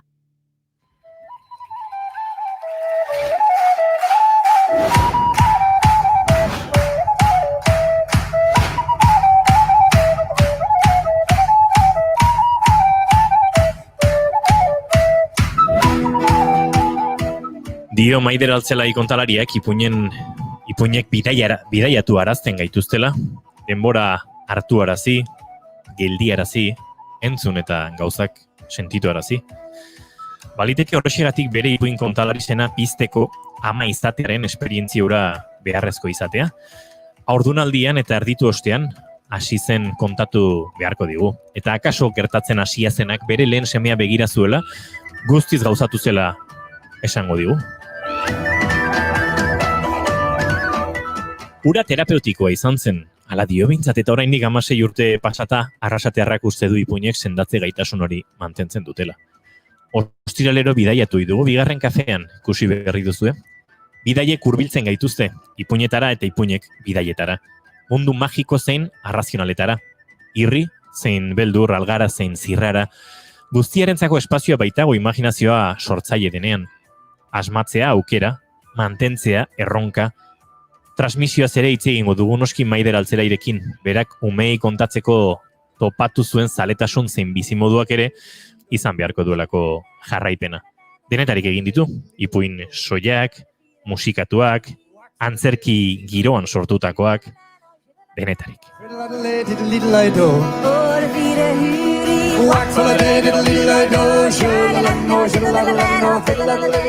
Eta zertan hasi aurretik agurtu ere egin barko dugu, ongi etorri bigarren kafera Maider Altzelai. Bueno, esan beharra daukagu gure entzuleentzat Maiderren izena ezaguna izan daitekela, gero azalduko dugu zergatik, baina bere hotxearen entzun duzu lehenago. Bueno, Maider, aipatu dugu, ama izan ondoren, berpiztu zitzaizule ipuinak kontatzeko gogo hori, ipuin kontalari batek baino gehiagok ere esan dute antzeko zerbait. Zergatik izan daiteke, zergatikote? Ni ez daki zergatik, baina hala izen zan gure barik izan zen, bai, hasi nintzen, kontatzen, ikusten neban nola nire umiak behin eta berriz eskatzen zauen, eta berdina, ez? Eta, bueno, hori askotan gertatzen da horrekin. Behin eta berriz ipuin berdina entzun nahi dutela, ez? Eta gero asmatzen, bai, ez? Eta gainera, eta amatxo, eta atzo onaino kontatu zen du, baina jarraitu, ez? Eta, bueno, nire irudimenak behin zauen hola, ez? Zabaldu inzan. Eta handik aurrera egisa esan ez naz gelditu. Bai, niretzat izen zan gainera, garai txarretan bai lagundu didan zerbait, izan da historia kontatzea eta historiak entzutea, eta gaur arte. Oain dela 2 aste, aipatu dugun bezala, zure ahotsa entzun genuen. Bueno, bitartez, ipuin bat kontatu zen igun hemen bigarren kafean. Beldurrezko ipuina zen, ni guain di egoatzen naiz. Guain di beldurra eta izu pasa. Eta benetako historio batean zegoen oinarrituta. Irakasle bati entzundakoa. Askotan kontatzen dituzu errealitatean oinarritzen diren historiak? Ez, egizan zan ez. Baina, bueno, denek daukate zeo zer errealitatetik, ez? Naiz eta fikzio mundura eramaten ditun, edo fantasiasko mundu batera, edo metaforikora, ez? Danak daukate realitatearekin lotura bat. Hori da azkenean bakoitzari heltzen jakuna, ez? Nik uste horrek iten dozku engantxatu ipuinera, ez? Azkenean identifikatuta sentitzen garelako, edo... bai. Bueno, proiektu ezberdinetan hartzen edo hartu duzu parte, bideo batean, esan dezakegu asaltxa guztitako perrexila, aventurera oso. Bueno, entzulei pixkat irudikatzeko, guazen jolasten. Zer da, zehazki kontukabi? Kontukabi? Kontukabi da ipuinekiko maitxasuna eta antzerkiarekiko maitxasuna uztartuta, dana batera. Gustatzen zaigu sortzea, gustatzen zaigu historia kontatzea eta antzestea. Beraz, egin genuen hola nasketa bat, eta horra ateratzen dien gauza, hori da kontukabi, musikarekin batera ere, bai. Esan leike, bai, ipuin edo historio antzestu musikatuak. Hola, laburtuta. Ondo laburtuta, bai. Eta adibidez, las cuentarinas. Ze suposatzen du las cuentarinasek maideratzaren? Ba, hasiera batzuk. Bai, eta oso oroitzapen onak, eta ikaspen handiak. Horra zinitzan, ni Burgos aldea bizinitzan, eta hango lagun batekin, berak bemaite zituen ipuinak, eta hasi ginen, gero antzerki munduan beha hasi ginen, eta las cuentarinas sortu zan. Bai, erderaz kontatzen genuen, eta oso esperientzia polita, izen zan. Aipatu dugu lehen ipuinek soil-soilik, musikatuta, antzerki girora eramanda ere, eta antzerkia bera ere, hor doke antzerki taldea sortzen da, 2004an okerezpa naiz, zertarako, zergatik? Zertarako sortu zen doke, doke hasi zenean hasieretan ez nintzen egon, baina herri antzerki talde bat da. Elkartu ziren herrikide batu, lagun batzuk, eta zergatik ez dugu antzerkia egiten, guazen egitera, eta hortik gaur arte. Ni oin dela 8-9 urte hasi nintzen beraiekin, eta gaur arte, bai. Gainera, doke taldean urte asko egonda Itziarrekalde, zuzendari bezala. Esan izan digute, Itziarrekalde Euskal ipuin kontalarien artean erreferente bat dela.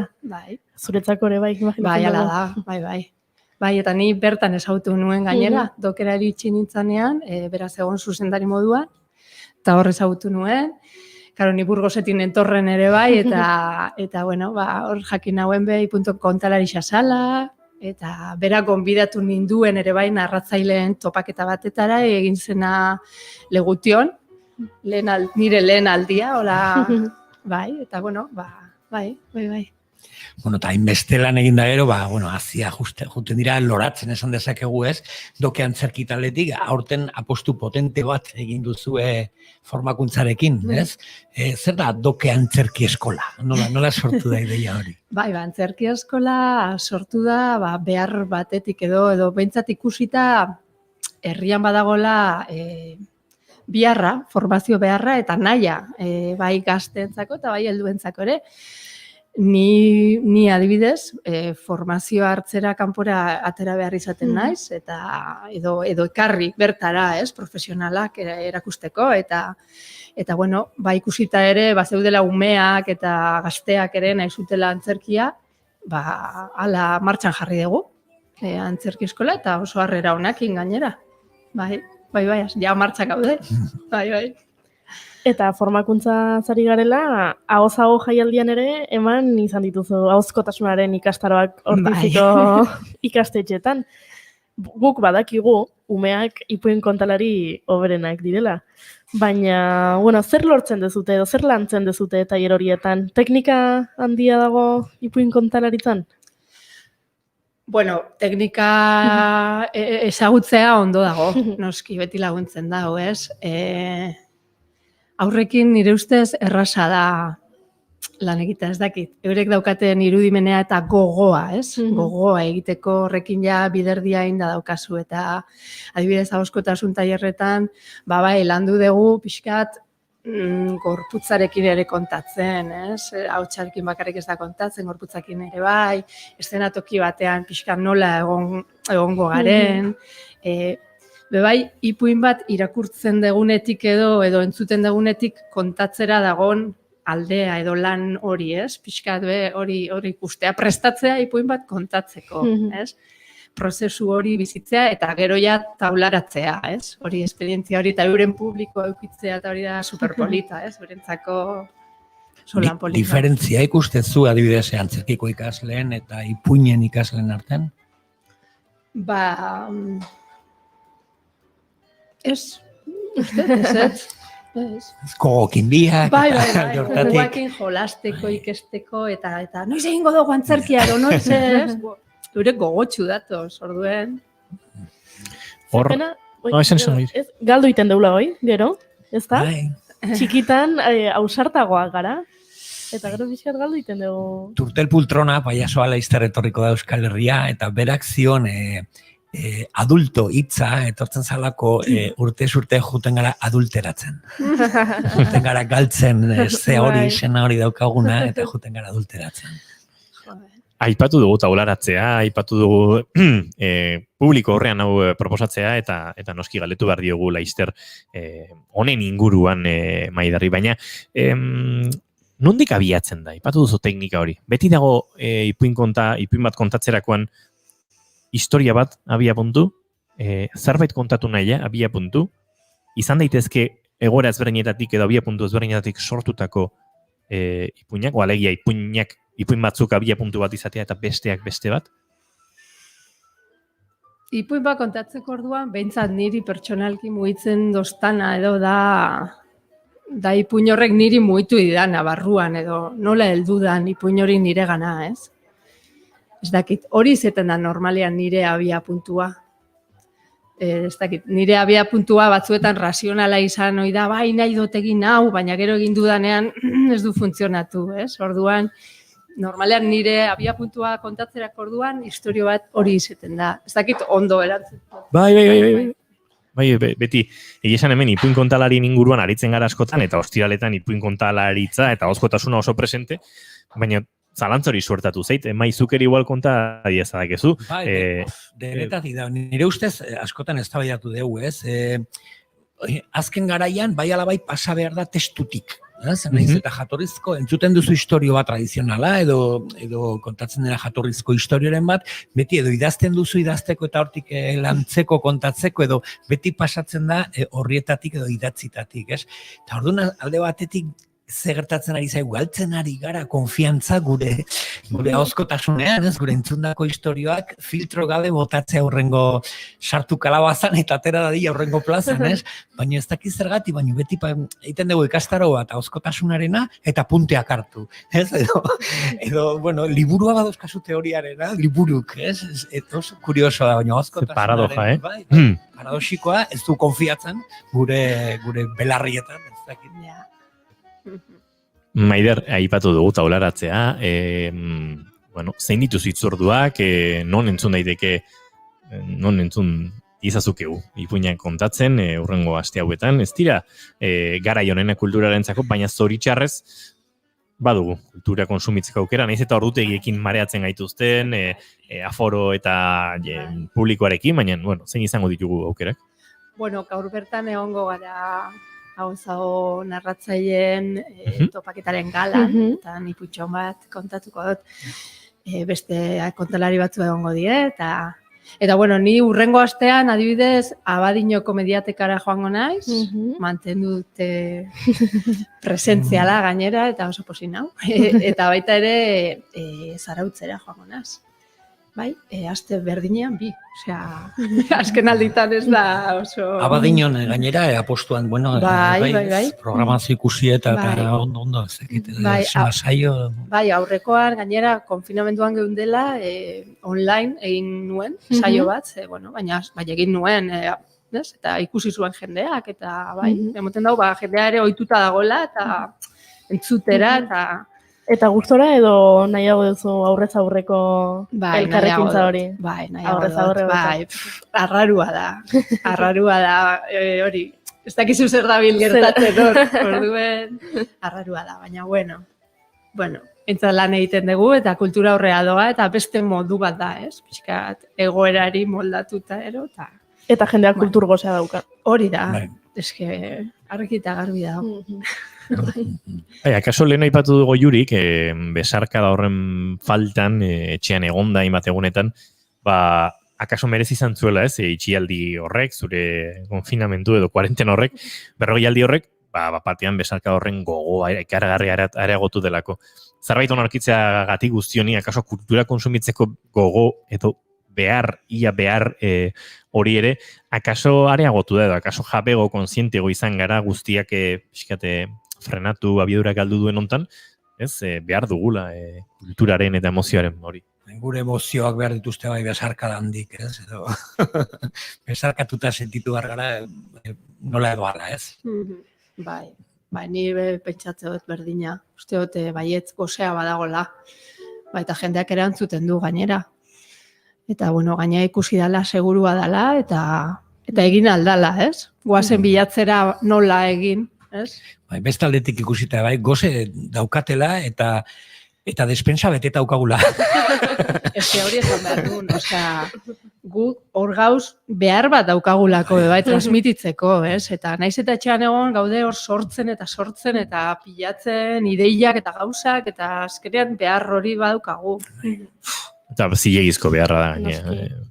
Ez esan ez ergoi hori, ez esan ez, badaki zure ostiraleko ipuntxoa nahi duzu, ezta? Bale, eta Maiderri eskatu nahi duzu, ezta? Eta Maiderrek baiet esango dugu, ezta? Jurik beti lortzen du bere ipuña, Ni horta etorri naiz gaur, esan dizuet. Konturatu gara, bai. Zugun duzunean, Maider, ez dakite musikarik behar duzun, soien gutatuko duzun. Bai, soia. Oxe, xiltasun. Bai, zez. Bueno, gaur ekarri dut ona Cherokee herriko istorio bat. Ipar Amerikako kondairak liburutxo batian aurkitu nun, eta asko oso izugarri polita pentsatzen jat, eta zuentzako. Esaten dute Cherokeek aspaldian munduan gizon bat eta emakume bat besterik bizi ez zirela. Eta pozik bizi elkarrekin. Fruitua jasotzen zituzten jateko, arrantzan egiten zuten, eizan egiten zuten, eta naturak ematen zien gauzekin egiten zuten, zeukaten eginda beraien etxea. Goiz batian, gizona eizan joan zen. Eta eguerdi aldera edo bueltatu zen. Nekatuta, gozetuta. Pentsatuaz emakumeak prestatuta edukiko zuelan, izugarrizko bazkari ona, goxoa. Baina heldu zanean, emakumea lorak batzen aurkitu zauen. Berarengana hurbildu eta esan zion. Ez dozu pentsako nik lorak bazkalduko dituanik, ezta? Emakumeak begiratu zion, eta hala esan. Bazkari egin ostean, lorak jaso ostean egin behar nuen bazkaria. Baina orain zure jarrera horrekin minduta nago eta banoa. Ez dut bazkaririk prestatuko eta gainera ez naiz berriz zurekin biziko. Hartu zuen, jaiki, eta ibiltzen hasi zen. Eguzkia zegoen alderantz. Gizona bere atzetik atera zen. Baina emakumeak hain pausu handiak ematen zituen, ezin zuela harrapatu. Ibili eta ezin harrapatu. Eta emakumea beti aurrera, eguzkiari begira. Ibili eta muinoak igo zituen, errekak zeharkatu, zelaiak gurutzatu, eta gizona atzetik ezin heldu. Gizonak eguzkiari begiratzen zion ere, laguntza eske moduan. Eta hala eguzkiak esan zion. Gizona, oraindik emakumearekin haserre altzaude. Ez, maite dudala eta errespetatzen dudala esan nahi diot, baina ezin dut harrapatu, begira ze azkar dijuan. Beno, hala bada, lagundu egingo dizut. Orduan eguzkiak, bere izpiak, zuzenean, emakumea pasatzen igarotzen ari zen biderantz zuzendu zituen, eta mugurdi landara handi eta eder bat sortuarazi zauen.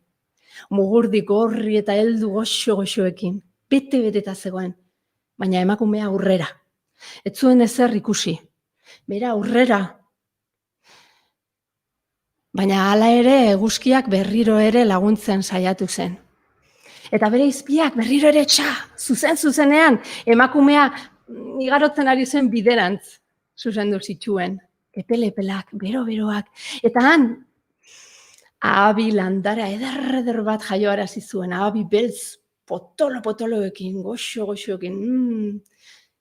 Baina emakumeak zituen ikusi, bera aurrera.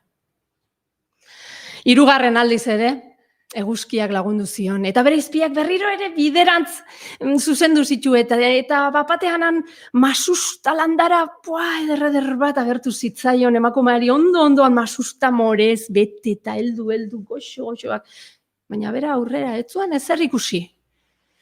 Gizona atzetik, ezin heldu. Hala ere, eguzkiak 4. aldiz laguntzea erabaki zuen, eta berriro ere bere izpiak bihali zituen bidera. Eta han, marrubi landara eder bat agertu zen. Denboraldiko lehen marrubiak, gorri-gorriak, helduak. Emakumeak, haiek ikusi zitsunean, gelditu egin zan. Belaunikatu zan, hartu zauen bat, ahora sartu, urtsua, goxoa zegoen. Hartu beharko ditut batzuk gizonari eramateko. Eta hasi zan, marrubiak batzen. Hala, gizona heldu zan. Eta antzegoen emakumea oraindik, marrubiak batzen. Hala esan zion gizonak, barkatu lehen esan dizudana. Emakumeak marrubia bat hartu eta agoan sartu zion. Eta irrifarre egin. Txerokiek marrubia jaten dituztenian, urkoa maitatziaz hitz egiten daue beti. Eta gogoratzen dute zein gozoa den. Ondokoa maitatu eta errespetatzea. Wow. Ze polilla. Maider Altzelari, mila esker, eta nahi duzun arte, guk irratien ipuinak gozatzen ditugu. Eskerrik asko zuei, gonbidatziarren. Izan ondo eta kakapila, gaur ordizian. Mila esker. Aio. Bai, agur. Zuere uste dut, Mai, agurtu bertzaitugula? Bai, areagoaz. Ahozkotasunarekin konpromiso duzu biek. Bai, ipuñeta blai. Gozatu zuk ere eta datorren ostirale arte.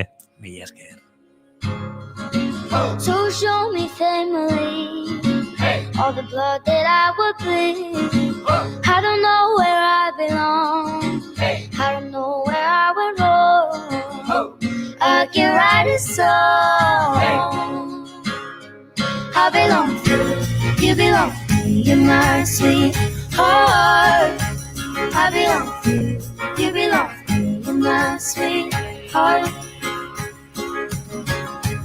Laizter kafesnea gaietekin tartea izango dugu eta Kontxita eta Marim izango ditugu gurekin telefonaren bestaldean. Eurekin joan den astean ezin izan genuen nahi bezala sakondu Goiuri, telefono estaldurarekin arazoak genituen eta noski, oraindik telefonaren bestaldean izan behar ditugu eurak, eurak babesteagatik bereziki, baina gaur berriz ere heldu nahi diogu gai horri, tribuaren jakintxuen gai horri, esperientziak erakutsi dien hori aztertzeko, eta eurek dakiten guzti horren inguruan, azaldi ezaguten, ez? Bizitzan ze ikasten goazen, zuketzenekin, utz sortzi telefonoa existitu zenik ere. Enekin. Aurreratu ziguten behaientzat jakinduria gazteei pasa behar zaiela. Ez dakit gaur ze komentatuko diguten. Ea bazabaret kontatzen diguten, baina bien bitartean abia puntua Trump-Biden hauteskundaiek izan genituelako, eta horren inguruan ere hariko garelako neurri batean, helduek politikan duen lekuagatik.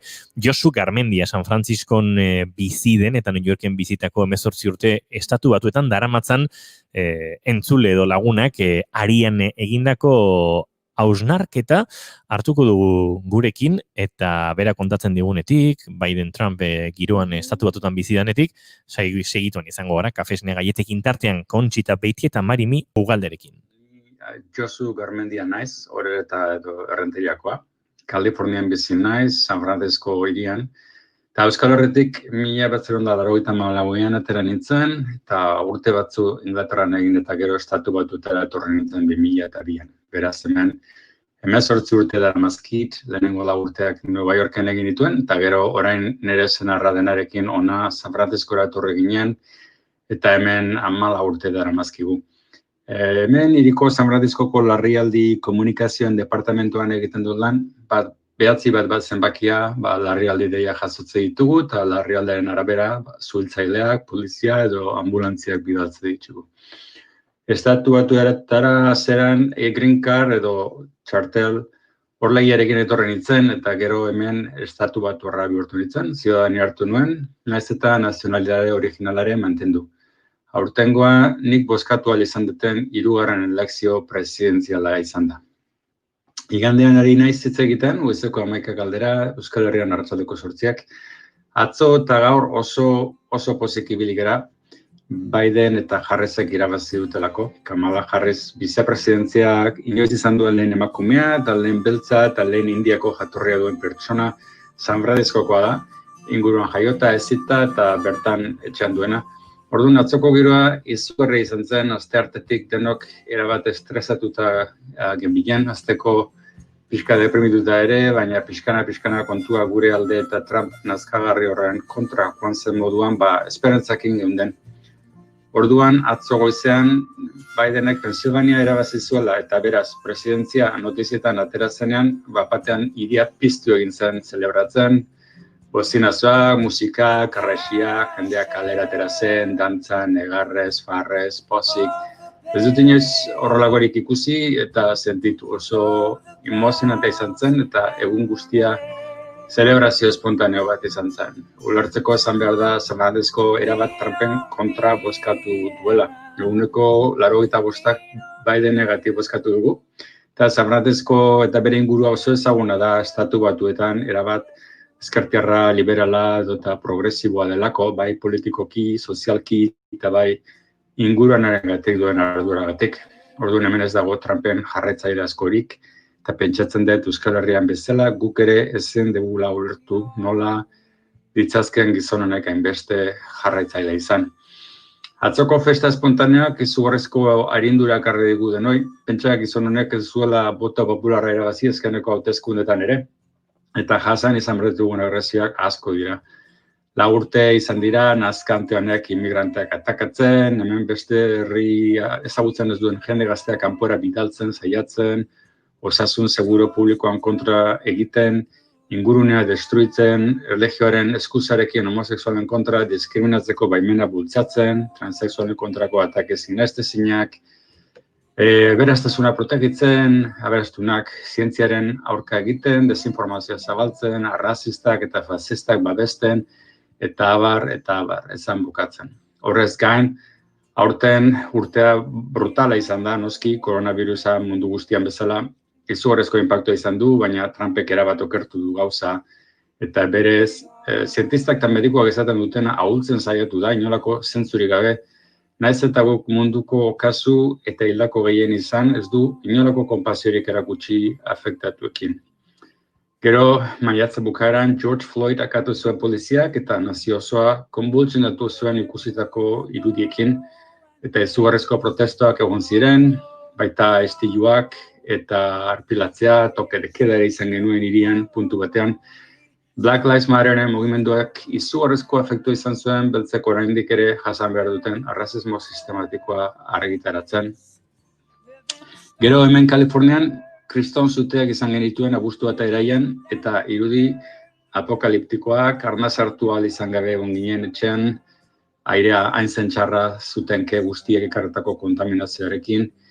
Iraian egun batean zerua larantzat zaudela jaike ginen, egun guztian, bazirudien Blade Runner pelikulan pertsonaia ginela. Eta bitartean Trump inguru giroaren aurkako neurriak bate bestearen atzetik hartzen. Orduan, 2008ko elekzio honek erabat traumatizatuta geundela, harrapatu gaitxu, batez ere hemen Kalifornian, eta Trumpen porrota denborazkoan izan dugun notizi onena izan da. Tristea da, zenbat jende bozkatu duen Trumpen alde, baina hala eta guzti Bidenek 4.000 bozka gehiago lortu ditu tarrain kontatzen ari dira. Historian lortutako botu kopuru handiena. Jakingo duzen bezala hemengo sistema ridikuloa da, eta zeinek lortzen duen boto gehien ez du axola. Badaki Trumpen alde bozkatu duen guztiak ez direla rasista, fasistak eta homofobak, baina argi dago nazioko rasista, fasista eta homofobo guztiak Trumpegatik bozkatu dutela. Nazioa erabat erdibituta dago, Eta ez dakit nola jarraitzen dugun aurrera, baina beste aldea errealitate alternatibo batean bizi da, Fox Newsen deskribetzen duen fantasiazko errealitate alternatibo bat, konspirazio teoriak eta desinformazioak sustatzen duen errealitate bat. Partido Republikanoak Trumpen kulto bat bihurtu da, eta Trump da jangoikoa, eta berdin da zer egiten duen edo esaten duen dena da ona, beraientzako. Orain, pentsatzen dut Trump saiatuko dela joan horretik alduen kalte gehiena egiten, kezkagarria da ez duela konzeditu oraindik eta ez dakila galtzen, eta gezurrekin sistema demokratikoa hautzen saiatzen jarraitzen duela. Hauteskunde horretik esan zuen galtzen bazuela, fraudea egongo zelako bakarrik izango zela, eta horta jarraitzen du. Gezurra eta gezurra. Bere kulto honetako jarraitzaile batzu, miliziak eta barnako beldurgarriak dira, eta baia nola joaten den gauza, ikusiko dugu. Nik eta nire inguruan dago jendeak esperantza dugu pixkanaka gauzako betuko direla, pixkanaka Trumpek normalizatu dituen gauzak, konpasio falta, dezentzia gabekeria, zientziarekiko espresioak, gezurrak, arrazismoa, sexismoa eta abar, pixkat eguneroko diskurtzetik ezagartzen joango direla. Hori, Biden eta jarraitzek irabaztea ez da pilula magikoa, ez da dena bapatean politia izango, baina gutxienez, egunero nazia pozoizten zuen monstruak ez du presidentziaren boterea gehiago izango, eta horrek asko axola du.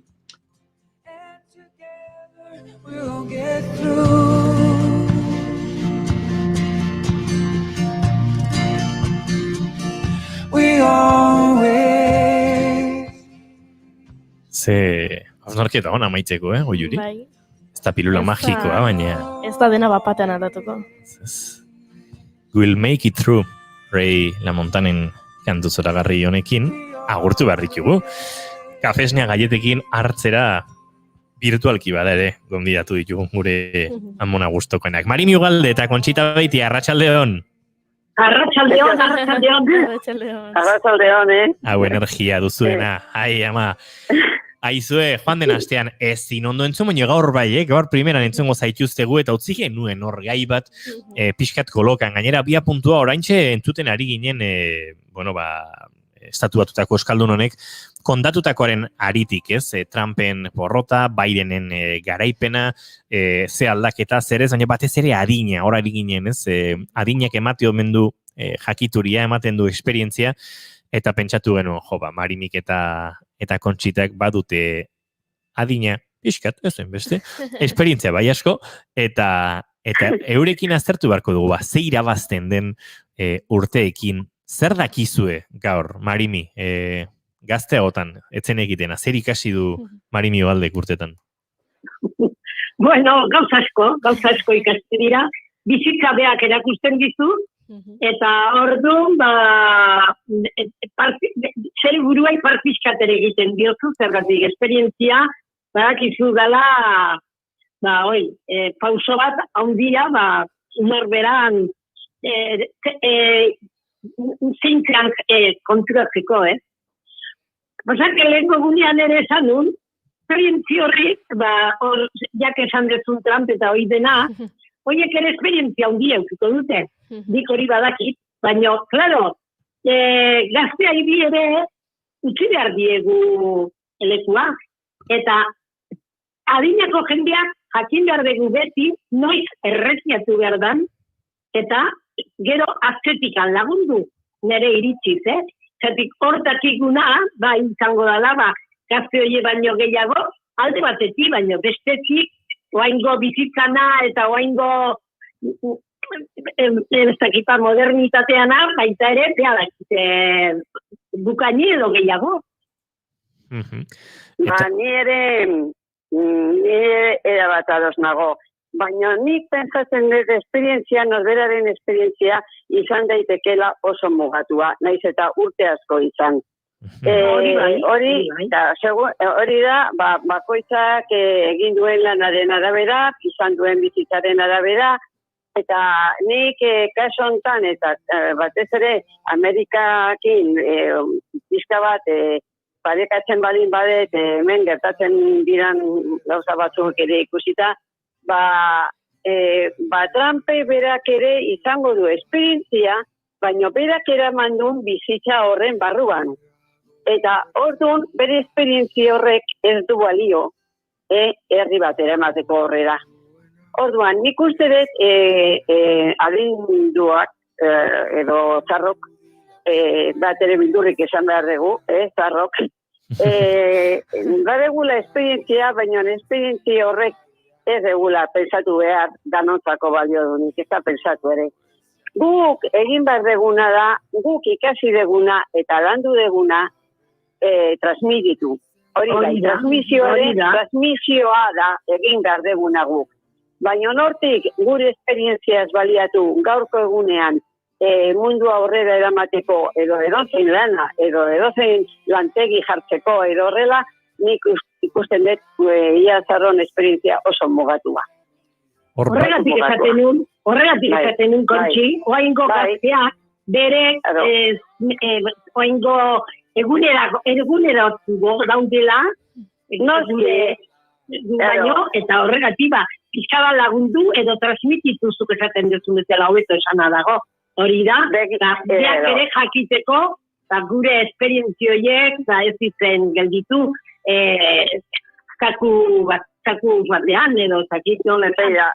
Eta sare sozialak hasi ziren ezkero, gauzak eragazatu dira. Aldatu dira, zeharo. Momentu bat iritsi izan, gure azkenengo lan urteetan, adibidez, iatzi ginean ordenagailukin azkenengo urtean eta ez genekila zertan ura eta gero ikasi gendun, jubilatu ondoren, ez da?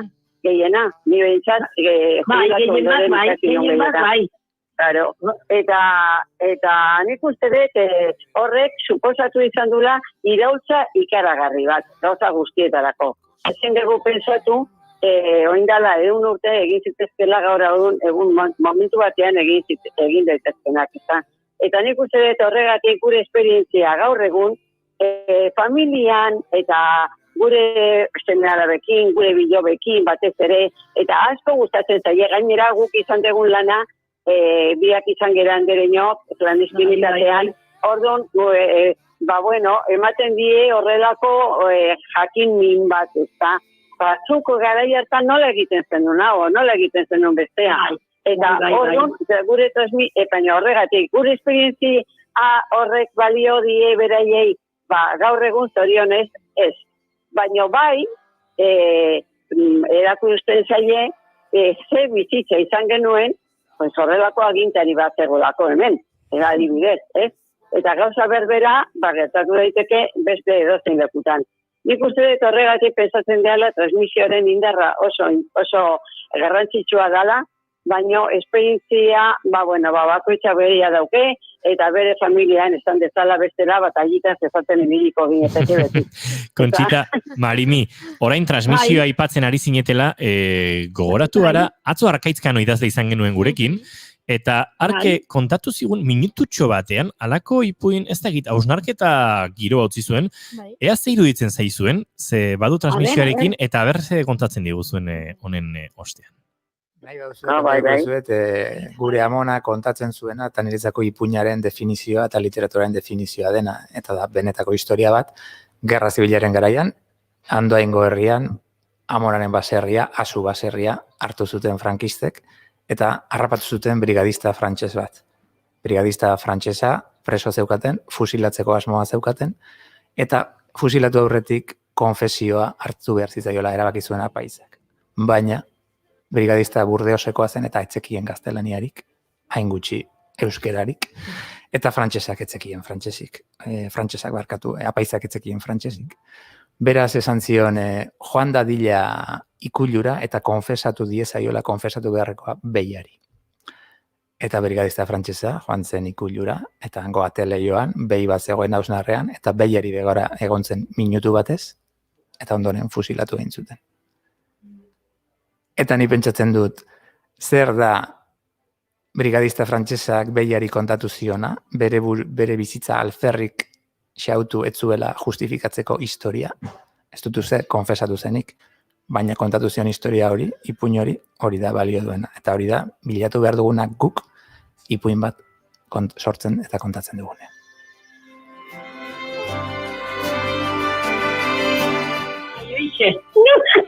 Oixe, gogorra. Bai. Personakine askotan ez da ulertzen eta behin batei kontatzeko, izango jazu. Ulertu bat. Makin aldiz, hartzaiak ardiekin hitz egiten, eta maitasunen bila, ez da, nola hitz egiten duten bere ardietaz ikaragarria da, eta hori da, ez baldin badago posibilitaterik ere komunikatzeko, begira beste modu bat aurkitu behar da, ez dago besterik. Aipatzen du... Eta, bueno, bai. Aipatzen du Arrizkianok hori dela gorde behar dugun ipuina. Interpretazio oso zabala du horrek, Bai, oixe baiet. Oso zabala. Eta ertz askoetatik heldu dezakeguna gainera, ez da? Bai, nik uste dut oso... bueno, hola da, nik uste dut argi dagoela, eta gero Twitter baten ere jarri dut, iruditzen zaizkiala bai bata, bai Trump, eta bai genero, hori, oso zarrak. Eta orduan, nik ikusten dut zarrena bai genda, eta dana dala, ez dakit oso zentzuduna eta ematen du. Nik bere ibilbidea ez dakit eta ezin dezake neurtu. Trumpena denok ezagutzen dugu. Zakuzaz batean zartzeko modukoa eta kito, ez? Eta baino oso zarrak birabiak. Ikuste dut. Beste oso gazteak ere ez da behar, ez 40 urtekoak, baina zakit, hor badago, adin bat, 40 marretik, 65 artean. Hor, adin hori da gehien bat kontuatzen ziana. Hori, badegu esperientzi bat, eta gero esperientzi hori ia gauzatzen hasi daitezkenak, eta nik uste dut hori oso aberatza izango litzateke, eta penagarri izan da, eta izan beste hautagaiik eta horiek arkitu dugu. Bueno, baina horiek jarriko zituzten, zeatik askotan gertatzen da, jartzen dituzte gero, atzeti daudenak, manejatzeko hori. Eta hori ditu asko atzeti, ortea hundioitan, nazio hundioitan badakizu, eukiko dute sekito bat, dena besteak esategiena egin beharko duna. Adin horrekin, Amerika guztia mateko, zuk esaten dezu bezala, nik uste, eta gola, iruditzen zaite, ondisteko indarrik ez dala, egon gauzatik. Erritxiko bat ere kostaite zaizu, mantazu nazio bat aurrea. Hala ere, Conchita eta Marimi Joe Bidenek badu atzean, Kamala Harris, eta hori bai izan da historikoa, eta pentsatzen duzuentzako ere pozgarria, ez? Urteetan politika jarraitu duzuela, eta mundua jarraitu duzuela, eta ezagutu duzuela, estatu batutan emakume baten figura eta izena izatea, ez Goiuri horre, presidente orde. Beharrezkoa, horrek eman digu, sekulako poza, eta esan dugu, beste pauso bat, beste pauso eta gaztegoa. Hoxe, esan behar nun, 56 urte, Kamala Harrisek. Hoi ba, horregatik esateitzut, atzeti nola jartzen dituzten, jende gaztegoa, eta, eman golduena aurrera bere lana. Gainera Goiuri... Oso adinonekoa da. Hor badaude gainera, susmo asko, ez? Bidenek urte gutxi egin eta... Ez dakit orain daukegun denbora gaitxo txiki batei buruz hitz egiteko. Badaukagu tartetxoa, bai. Bai, esan. Tartetxo bat, begira. Aurreko egunean, ez dakit, bendala bat egun edo horrela, lehen ere atera zuten Gernikako arbola, hemengo, abegari batzuk eta oso persona esanguratsuak eta Euskal Herrian ziranak, o direnak, Gernikako arbola aukeratzen zutela gure himnoa bezalakoa, Euskal Herriako. Eta orain dela 5 bat egun, beste pila batek ere gauza berbera esan du. Nik esango dut nire impresioa. baina ez dakizuek ere, irratian, hori landu dezuten, edo nik ez detentzun inoiz, inungo irratietan horri buruz hitz egiten inorri. Eta gustatuko litzaidake pixka bat esatea, zer impresioa dezuten. Nik esango dut nerea. Neri izan. Ezait bat ere atsegin. Eta harrituta nago erabat, horrelako jende txanguratsua, Euskal Herrian, eta musikatik datozen jende garrantzitsua, ze nolako manifestoak eta egin dituzten horren alde. Horrek emango diguna batasuna eta elkartuko gindula eta ez daki zer, eta hori garai baten ere komentatu zen. Eta Euskal Herriko bezala, karlistak, nazionalistak eta mundu guztiak iadanak elkarturik ginela horrekin. Neri ezait bat ere iruditzen hori egia danik, gainera ezait bat ere gaurkotua ikusten, gaur egun ikusten beste kemen bat daukegula eta beste era bat pensatzeko, eta hori da nire impresioa. Nik besteen impresioa onartzen dut, noski bakoitzak izan behar duen bezala. Baina nik hitz egin dut beste persona batzuekin ere, eta ni bezala pensatzen dute. Niri gustatuko litzaidateke, hemen gaudenok, lago bost, edazaki zenbat egongo geran hemen hola, orain, zer impresioa dezuten horri buruz. Pentsa, Marimi, segundutxo bat, Jose Mari Iparragirreren Gernikako arbolari buruzari gara, publikoa, gure entzulegoa kokatzearren. Bai. Hau da kantua.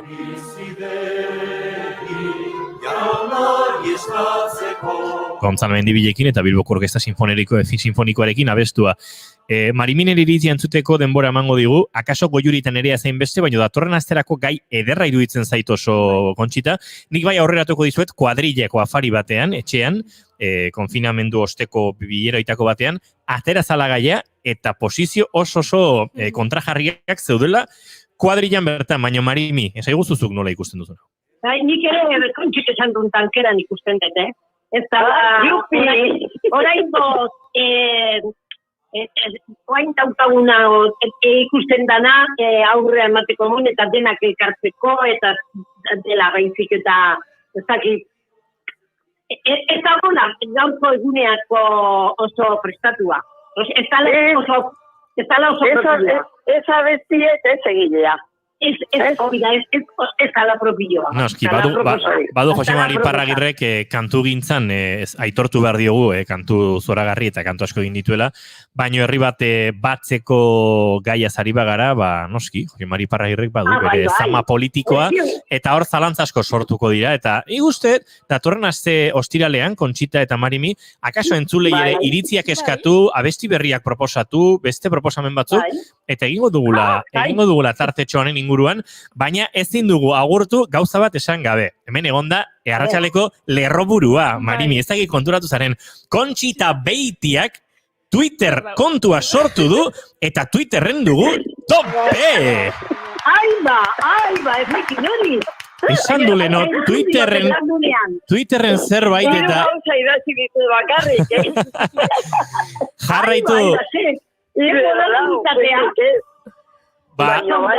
Dagoeneko jarraitzaile bat gehiago baduzu, Bakizute zergatik sortu nun Twitterra, koldotel dituk, eman zuen notatxo bat esanez, Xabiertxo sortu zala, larogeita bosturte edo zala, ez? Larogeita amabost izan dira. Larogeita amabost, hori txez. Eta harri erantzun nahi nion, eta bide batez, Xabiertxori egin nahi nion, eta? Eta bueno, pues hori sekulako ilusioakin esan nun, jarriko dut. Eta gero hori da data, gero hitz egin dut, trampeta biren nahi buruz, eta hitz egin dut errealaren koroiari, ikurraren koroiari buruz. Horri guztiari heldu beharko diogu, Kontxita eta Marimi, baino 6etarako segunduak besterik ez ezkigu falta, eta lankidei pasoman bar diegu. Kontxita eta Marimi, muxo handi arte, eta datorren astera arte badugu gaia. Eskerrik asko, eta Goiuri ezeiza zuri astelen arte gozatu asteburua, eta gu bagoaz eskerrik asko entzuleoi hementxe naiz irratiaren sintonian, bigarren kafea.